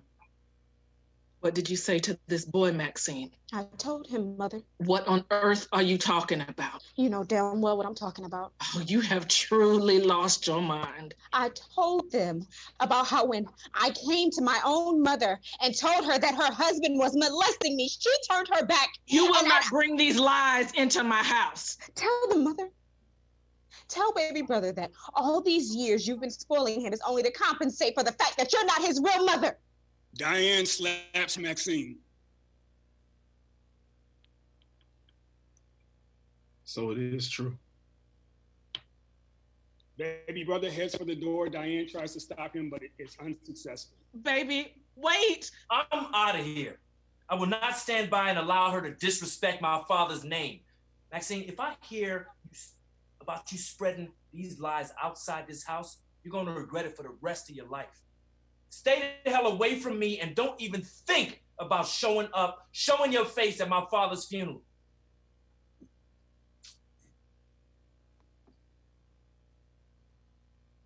You won, Maxine. You got what you have always wanted. You have destroyed this family and ruined my life. I will never forgive you. I don't care if I ever lay eyes on you again. Diane exits to another part of the house. Asia follows. Maxine breaks down. Adrian and Gina comfort Maxine. End of scene. Act 2, Scene 1. Adrian just told me everything. Is it true, sister? Sister, I said, is it true? Leave me alone. Leave you alone. Well, you ain't got to tell me if it's true or not. I saw the look in that girl's eyes. She ain't lying. What do you want me to say? You want to hear me say that my youngest son, my baby, is actually my daughter's child? Well, here you go. Maxine got herself pregnant at 15, had a baby, and John and I thought it would be best if we raised him. Best for who? Best for Maxine and the baby. I'm sure it was best for you and John and the perfect image y'all tried to keep. I was protecting my daughter. Oh, that's what you were doing. Seems to me like if you were protecting her, none of this would have happened. I beg your pardon? Diane, please tell me you didn't know that child was pregnant by John. I need to hear you say that you had no clue. That is absurd. Now, my husband may have been a lot of things, but he would never do anything to hurt his family. She was his daughter, for crying out loud. That's incest. Yeah, you know, you and I both know Max isn't John's real daughter. Where did you hear that lie? Mama, I've known for years. She knew you were pregnant before you even met John. Maxine belongs to that Frank West who lived down the road from us. She looked just like the man. He used to ask Mama about her all the time. And when he died, his daughter got y'all's address from Mama because she wanted to get in touch with Max. Mama knew. All those years, she never said a word. That was Mama for you. Well, he raised her as his own, and he loved her just as much as the other children. Maxine made that lie up to get the heat off herself. She wanted to get back at him. So she came and told you, and you didn't believe her. No, I didn't believe her. I believed my husband. Did you even ask John about it? Of course I didn't. I didn't think so. It was nonsense. Maxine was out there trying to be grown, bringing embarrassment onto this family, and it caught up with her. Well, you can say what you want to say, but I know the truth. And deep down, so do you. You need to go to her. You need to go to her and make this right. All I've ever done is try to be a good mother to her. I did everything in my power to give her the best life. While you were sending her to the best schools and buying her the best clothes, you forgot to protect her. You forgot to love her. What was I supposed to do? Offend my husband by accusing him of molesting our daughter? What kind of wife would I have been if I had done that? What kind of mother were you for not doing it? What if I asked him and he said yes? I had 3 children. I wouldn't have been able to make it without him. I had nowhere to go. I couldn't go back to Mississippi. I signed a prenuptial agreement. If I left him, I wouldn't have gotten anything. I was thinking of my children. How was I going to make it without him? We are Black women. Okay, we can always make it. So what I'm hearing you say is you did believe Maxine. No, I never said that. When she first mentioned it, I didn't believe her, but later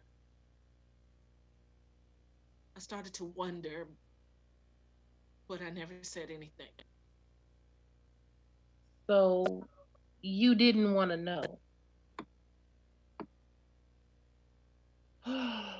You need to make this right. I've done all I could for that girl. You think because you raised her, that makes up for it? I tried to make sure she had a normal life. She graduated high school, she went to college, law school, she has a successful law career. Yeah, but her personal life is a mess. You ever wonder why that girl can't stay in a relationship for more than a year? Why she thinks every man she's with is cheating on her? Why she has yet to get married despite proposals from 3 different guys. Because she doesn't trust men. All because of what John did to her. Stop saying that. You don't know that he did anything to her. There's no proof. Oh, get off it, Diane. You even said so yourself. I said I had my doubts. I didn't say I believed her. I was just saying that. This ain't just about you. It's about that girl and your family. You said you always try to do what's best for your family. Now prove it. Nothing I ever did was good enough for her. All of my other children call me mama. She calls me mother, just to spite me. I've tried for years to mend my relationship with Maxine, and she turns away from me. The same way you turned away from her. Look, you can judge me. You can sit here and call me a bad mother or whatever it is you want to say, but I have nothing to say to Maxine. She just ripped my family apart. Only God knows what baby brother must be going through. If she wants to talk, she can come to me.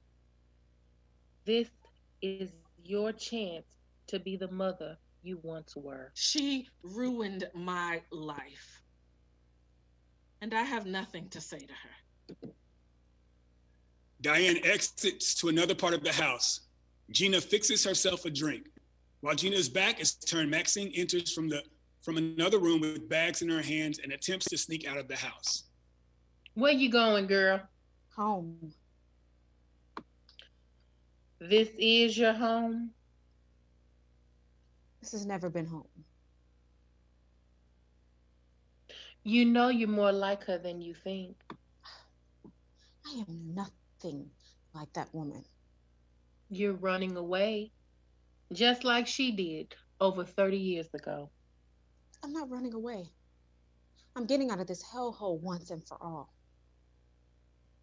What about baby brother? Your brothers and sister are out there looking for him. You gotta stay until we find him. I can't do that. I can't look him in his face. I wouldn't know what to say. You're gonna have to face him one day. I know that. And I'll cross that bridge when I get there, but I can't do it today. Maxine Anderson? That boy is my joy. The only reason I even came back for this funeral. He's the only reason I continue to deal with Mother and her husband. I love him with every fiber of my being. I took all the guilt I had in not raising him and I channeled it into being the best big sister I could be to him. All I wanted was for him to be happy. But today, I took that happiness away from him. His life will never be the same, thanks to me. I can't bear to answer to him right now. He'll never forgive me. I'll never forgive myself. But Maxine, please, honey, just think about this. You can't let her go. Y'all both know that that's not the answer. No more running. I'm sick of it. Now we're going to sit here and work this thing out. Maxine, shut the door. Ain't nobody in here but us. Just family. So let's get it all out. Let's say what we need to say. Regardless of how bad it hurts. Maxine, say what you need to say to your mama. Go on, baby. Mother, I'm sorry. Well, sorry is not going to heal the hurt in that boy's heart. What about the hurt in my heart? What do you want me to say, Maxine? I want you to stop blaming me for everything that's wrong with this family. I blame you for the things you did. I admitted that what I did today was wrong. I didn't mean for it to happen. Jada just kept pushing me. I still gave you no right. I told you it was an accident. I would never do anything to hurt baby brother. You just couldn't be happy until you turned my son against me. I tried to get you to tell him years ago. It wasn't the right time. You promised me that you would tell him. That was a part of the agreement. It would have destroyed him. It destroyed me. I don't know why I'm wasting my time having this conversation with you. No, Mother. I've waited years to say this, and I finally got the nerve. And you're going to stand there and listen. And when I'm done, you can disown me or whatever you want to do. I don't care anymore. As a child, I thought I had the perfect life. We lived in this big house. You and Daddy bought me anything I asked for. We took great family vacations, but then Daddy started touching me and making me do things to him. I was 9 years old, and he made me do horrible things. He told me if I ever told anyone that it would tear our family apart, so I kept quiet. Then when I was 13, he raped me for the first time. And he did it again and again. And when I decided that I couldn't take it anymore, I came to you. You slapped me and told me not to ever speak about it again.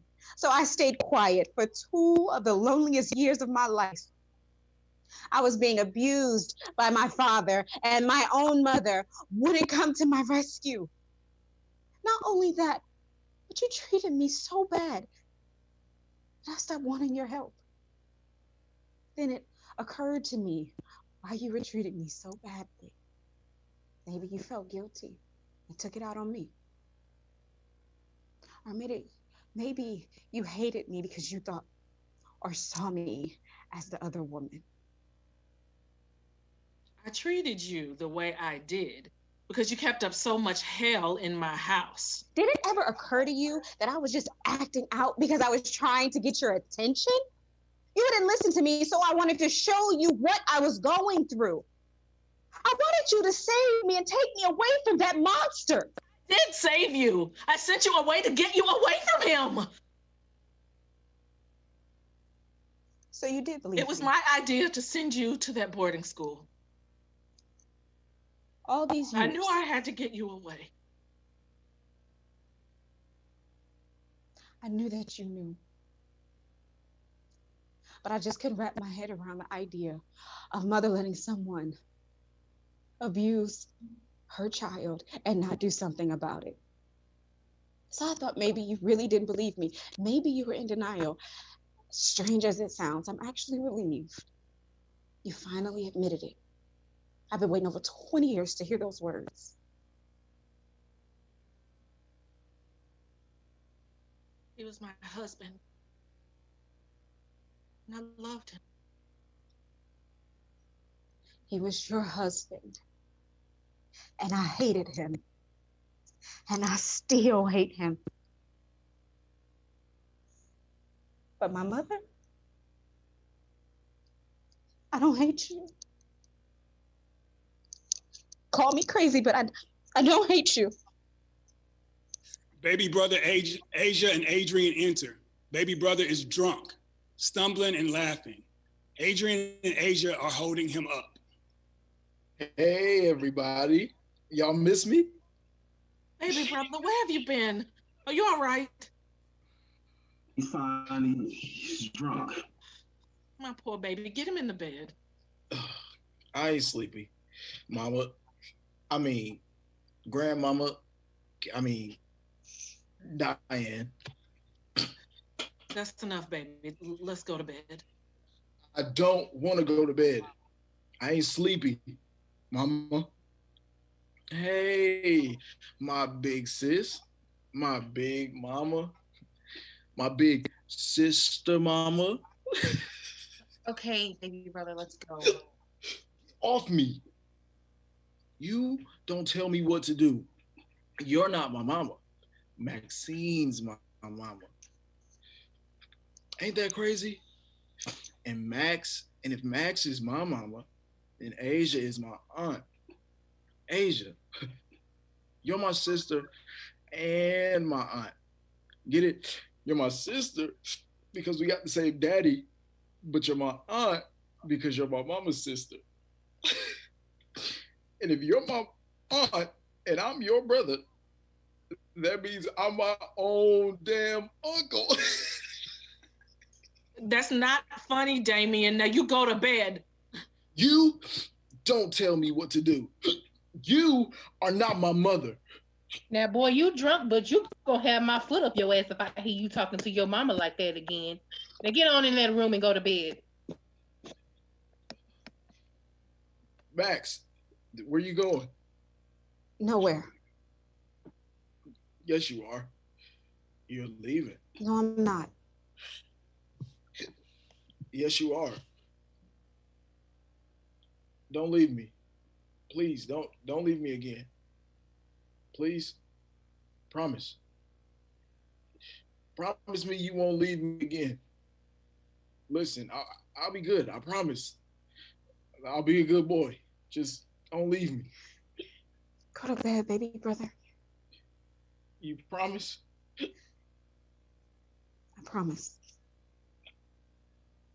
You wouldn't break a promise to me, would you? You wouldn't lie to me. You wouldn't leave me, right? No, baby. I will never leave you again. Come on, little brother.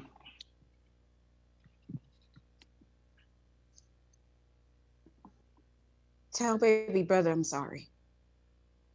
Are you still gonna leave after you just promised that boy? He's drunk.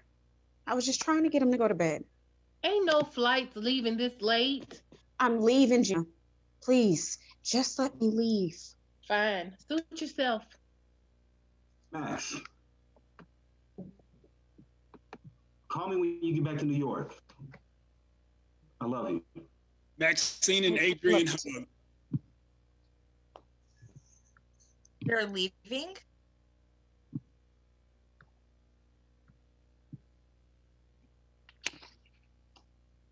She's not staying for Daddy's funeral.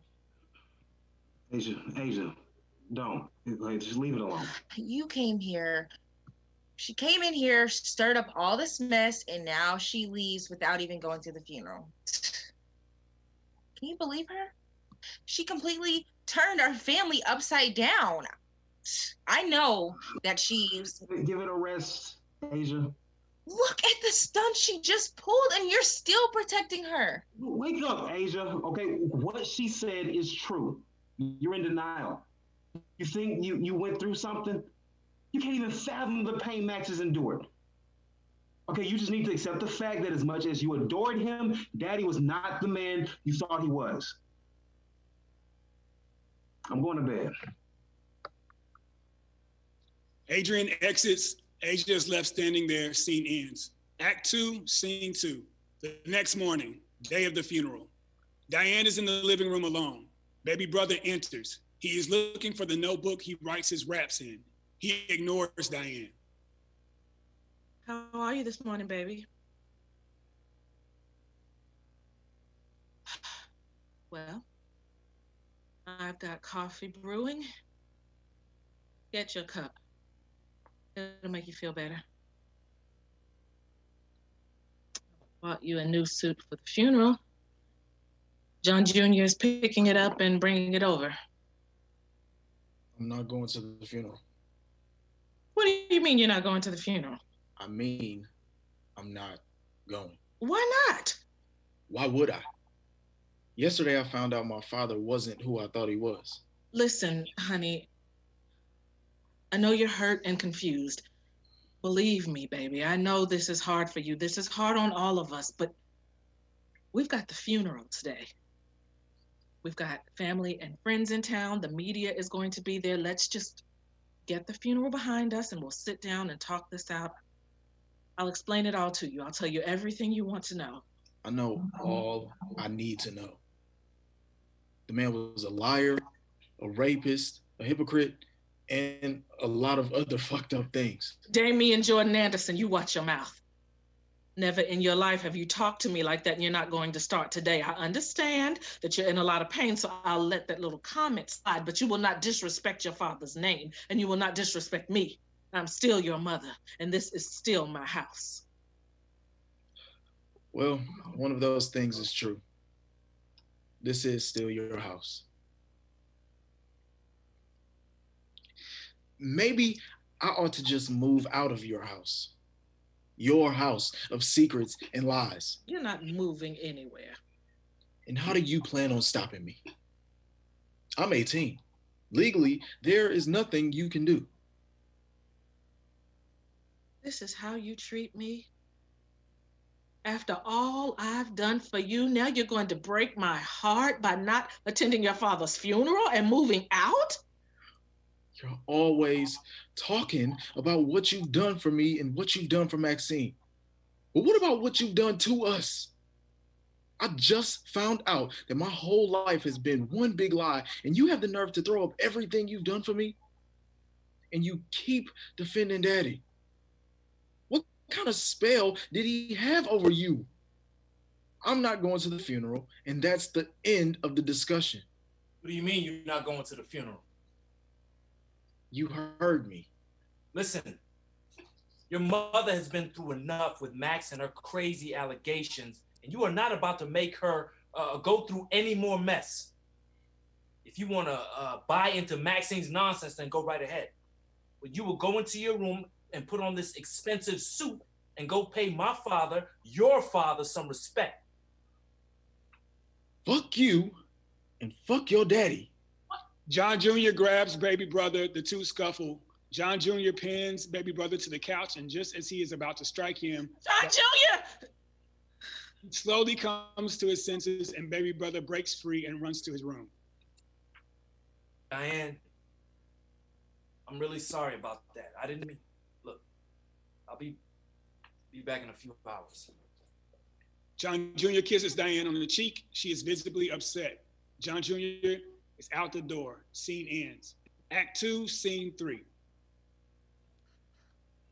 Mama and baby brother are still locked. Gina's trying to talk, both of them, but neither one of them will come out. You got to do something. There's nothing I can do. You can't just sit there. You're the only one that both of them will listen to. You got to do something. I don't know what to do. Look, I know I've always been good at fixing things, finding solutions, and making peace. But this right here, I don't know how to fix this. Okay, I can't do this. Adrian, why me? Why do I have to do everything? Why do I have to have all the answers? Okay, I don't know everything, okay? I don't have all the solutions to the world's problems in the palm of my hand. Why do I always have to be the strong one? For once, can't I just be like everybody else? My father just died. And despite everything he did, I still loved and respected him because he was my father. You know, I haven't even cried yet. At first, I thought something was wrong with me. But then it dawned on me that I hadn't cried because I have been so busy worrying about other people's feelings and trying to take care of other people's needs. I haven't had a chance to deal with my own damn emotions. Why do I have to be strong all the time? Who's gonna be there for me so I can cry? Who's gonna do that? Huh?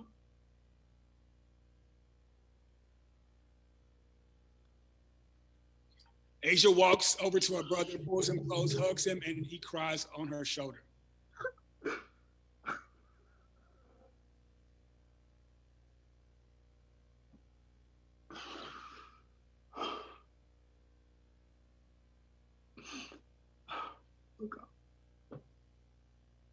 I'm sorry about that.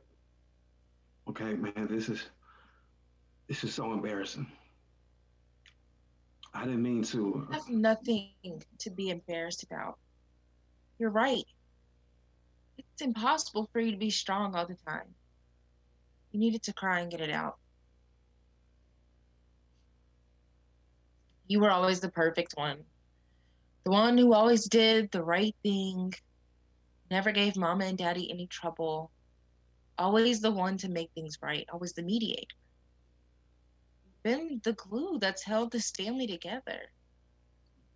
I relied on you way too much. I know that's a lot of pressure. Look, I'm really sorry about. Sorry. Don't even try to. No, let me do this. This entire family has had unrealistic expectations of you, especially me. And I'm so sorry for that. I realize now you're not just my twin brother. You're an activist, an award winning journalist, a teacher, an active member of your church. There's so many things to so many people. You've been called to help people and you do such a great job at it. Guess I just didn't want to share you with the world. Sorry for blaming you for what happened to me. You didn't deserve that.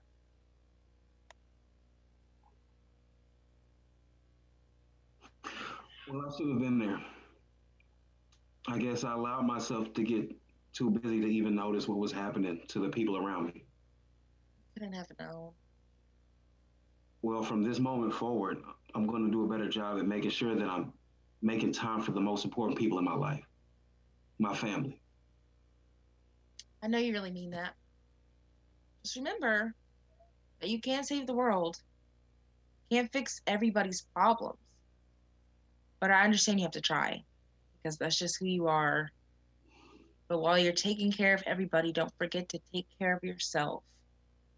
And don't ever again let anyone weigh you down with their issues. Not even me. I love you, twin. I love you too, twin. Adrian and Asia hug. John Jr. enters through the front door. Limo is outside. Everybody ready to go? Baby brother is still not going. He locked himself in his room. Aunt Gina is trying to get Mama to come out of her room, but she won't. Right here, and we're ready. What about baby brother? He still won't come out. Let me go talk to him. Just leave the child be. He's hurting right now. Let him deal with this his own way. If the boy don't want to go, we for sure ain't gonna make him. Let's get on out of here. They all begin to exit, and Maxine walks through the front door. Max? I knew you would do the right thing. I didn't want to break my promise to baby brother. I'm going to wait in the limo. Adrian and Asia, I think we need to wait in the limo too. No. I'm tired of the whispers and the secrets. I want the whole family to hear what I have to say. Well, if you came back for baby brother, you're going to be disappointed. He's not going to the funeral, and he doesn't seem to want to talk to anyone. Actually, baby brother wasn't the only reason I came back. I came back to apologize to everyone for the way I handled things yesterday. Regardless of the circumstances, I didn't mean for anything or everything to come out the way that it did. It was the wrong time, and I'm very sorry. I hope that you all will forgive me for that. I also came back because I need to do this for me. I can't run from him anymore. I need to take it and face him once and for all. Then maybe I'll have a shot at having a normal life, true happiness. I've made a lot of mistakes in my life, but I don't deserve to carry around this guilt anymore. Well, we better get going. We're going to be late. For the past 3 years, I really thought that I didn't want you in my life anymore. Baby brother had turned 18, so in my mind, I had no real reason to deal with you anymore. But then when Daddy died, the little girl in me thought this was my chance to get my mommy back. So I tried to be there for you the best way I could. I just knew that we could have a normal mother-daughter relationship, but I guess I was wrong. Maxine, we can talk about this later. We've got the funeral can wait. They can't start until we get there. There are people waiting. There's going to be news cameras there. We have got to go and Sister, no more running. Face your family. Maxine, if you're trying to make me feel bad, you can save it. There's nothing in this world that can make me feel any lower than I already do. I've lost my husband. My children hate me. I know I've made my share of mistakes. I didn't always do the right thing, but I did what I thought was best at the time. You want me to say that I'm a bad mother? Well, I'm a bad mother. I said it. Does that satisfy you? Your father was my husband, and I vowed to stand by him until death did us part, and that's exactly what I did. I didn't have half the privileges that were afforded to you. I had to drop out of school in the 10th grade to go to work so that I could help my family. I didn't aspire to be a doctor or a lawyer or a teacher. I didn't ask to be a politician's wife or to be in the public eye or to have all this money. All I wanted was to get out of poverty and be a good wife and mother. Like I said, I've made some mistakes, but I kept my family together, and I will not apologize for that. Look, I can't do this right now. We need to go. Mama. Damn it, I said we need to go. Let her leave. Let her deal with this the only way she knows how, by running away. What do you want from me? You know what I want you to say. Just say it. For once. Let me hear you say it. Maxine, I am dealing with a lot right now. I need to go bury my husband. And what about what I need? I need you to say it. What? That you're sorry for letting him do that to me. For alienating me, for taking my baby away from me. We were in the public eye. The media would have dragged you through the mud. I didn't want that stigma on you. Do you know the lies I had to tell? All the manipulating I had to do to convince people that baby brother was really my son? I did that to protect you. You weren't protecting me. You were protecting your husband. I was protecting my entire family. It's a cruel world out there. I didn't want you, baby brother, none of the family to have to live with that. So I raised your child to save my husband's reputation, so that my eldest child could go to law school like she always planned, so that my twins wouldn't have to go to school and be teased about what was going on in their family, so that your baby could have a good life, a normal life. You think keeping up this facade has been easy for me? The guilt eats away at me every single day of my life, but I deal with it because it has allowed me to keep my family intact. You are so selfish. Selfish? This family is my entire life. How does that make me selfish? Baby brother, you going to the funeral? Yeah, I'm going. But only because I don't want to have to answer all the questions about why I wasn't there. So I'm going to go to the funeral, keep up appearances, shed a few tears, hug a few people, listen to people talk about how good a man my father was.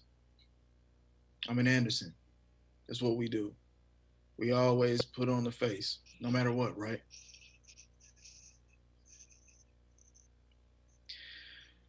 But before we go, I have one question. Diane, were you ever going to tell me? Was anyone ever going to tell me? Adrian knew, but no one decided to tell me. Y'all were going to let me walk through life not knowing. Maxine, I looked up to you. I wanted to be like you, and you deceived me. At least now I know why you were always so good to me. I always thought you were the best big sister anyone could have. All the gifts, the interest in every single area of my life. Now it all makes sense. Baby brother. Stop calling me that. I'm not your baby brother. You're the one who started calling me that, right? And it was all a lie. From this moment on, don't anybody call me baby brother ever again. My name is Damien. Damien, I didn't abandon you. I wasn't given a choice. But you've been lying to me all these years. You're no better than she is. How could y'all do this to me? I never did anything to hurt anybody. I've always been a good kid. I've never caused any problems in this family. Why did this have to happen to me? How could he do this? I idolized him. How could he be that way? And as mad as I am at you right now, I don't want to be your grandson, Diane. I want you to be my mama. That's the way it's supposed to be. I feel like I don't belong. I don't know who I am. I've lost my father and my mother. I don't know what I'm supposed to do. Oh, baby. Diane hugs him. He cries on her shoulder. His anger returns and he quickly pulls away and hurries out the front door.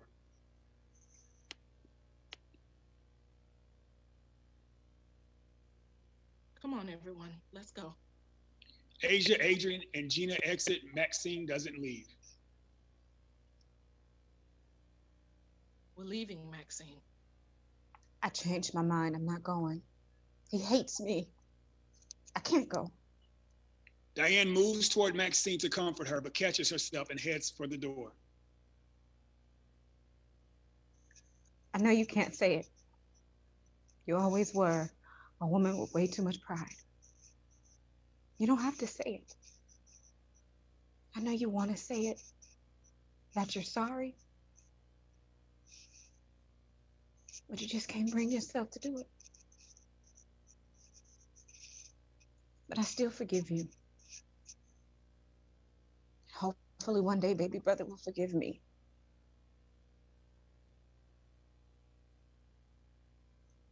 Thank you, Maxine. I'm not trying to take him away from you.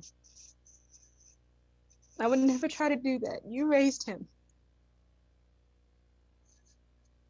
You're his mother.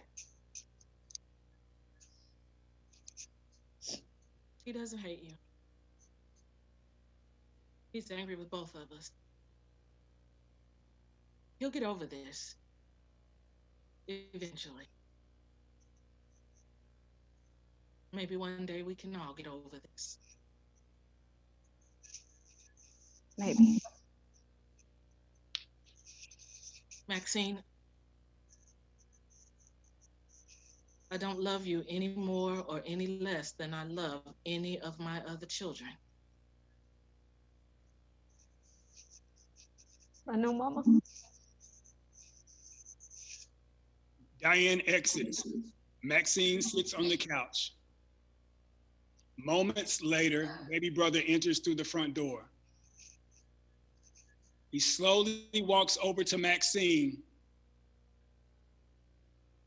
He grabs her hand and they walk out the door together. End of play. Woo!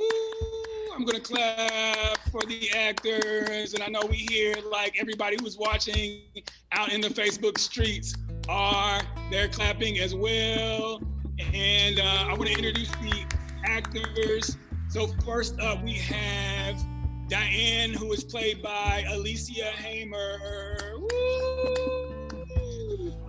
We have Maxine, who is played by Monique Gentry. Next, we have Adrian, who is played by Jalen Dukes. We have baby brother, who is played by Milton Jackson. We have Asia, who is played by Candace Amira, period. We have Aunt Gina, who is played by Kristen Riley. I can hear them clapping. I can hear the people out in the Facebook world clapping. And last but not least, we have John Jr., who was played by Joel Diggs. So thank you all very much for watching. I hope you enjoyed what you saw. I was reading some of the comments and y'all were wilding in the comment section on multiple pages. So there's a lot of different conversations happening. I just encourage you all to like the Dark Horse Facebook page if you haven't done that. Like the Nashville page. Mike, the Destiny Theater page, and hopefully, I know one day we'll be able to come back to the theater and do this in real life. I want to thank these talented actors for their hard work and dedication. You guys did a great job. And thank you to Shannon Wood and Peter Carlin of the Dark Horse Theater. I want to thank Brian Taylor of Nashville Blue. Thank you all very much. Have a wonderful night, everybody in Facebook land. And my actors, stay with me. Bye-bye. Facebook. Hey. Clap for your audience. Clap for the audience. Ryan, are we clear?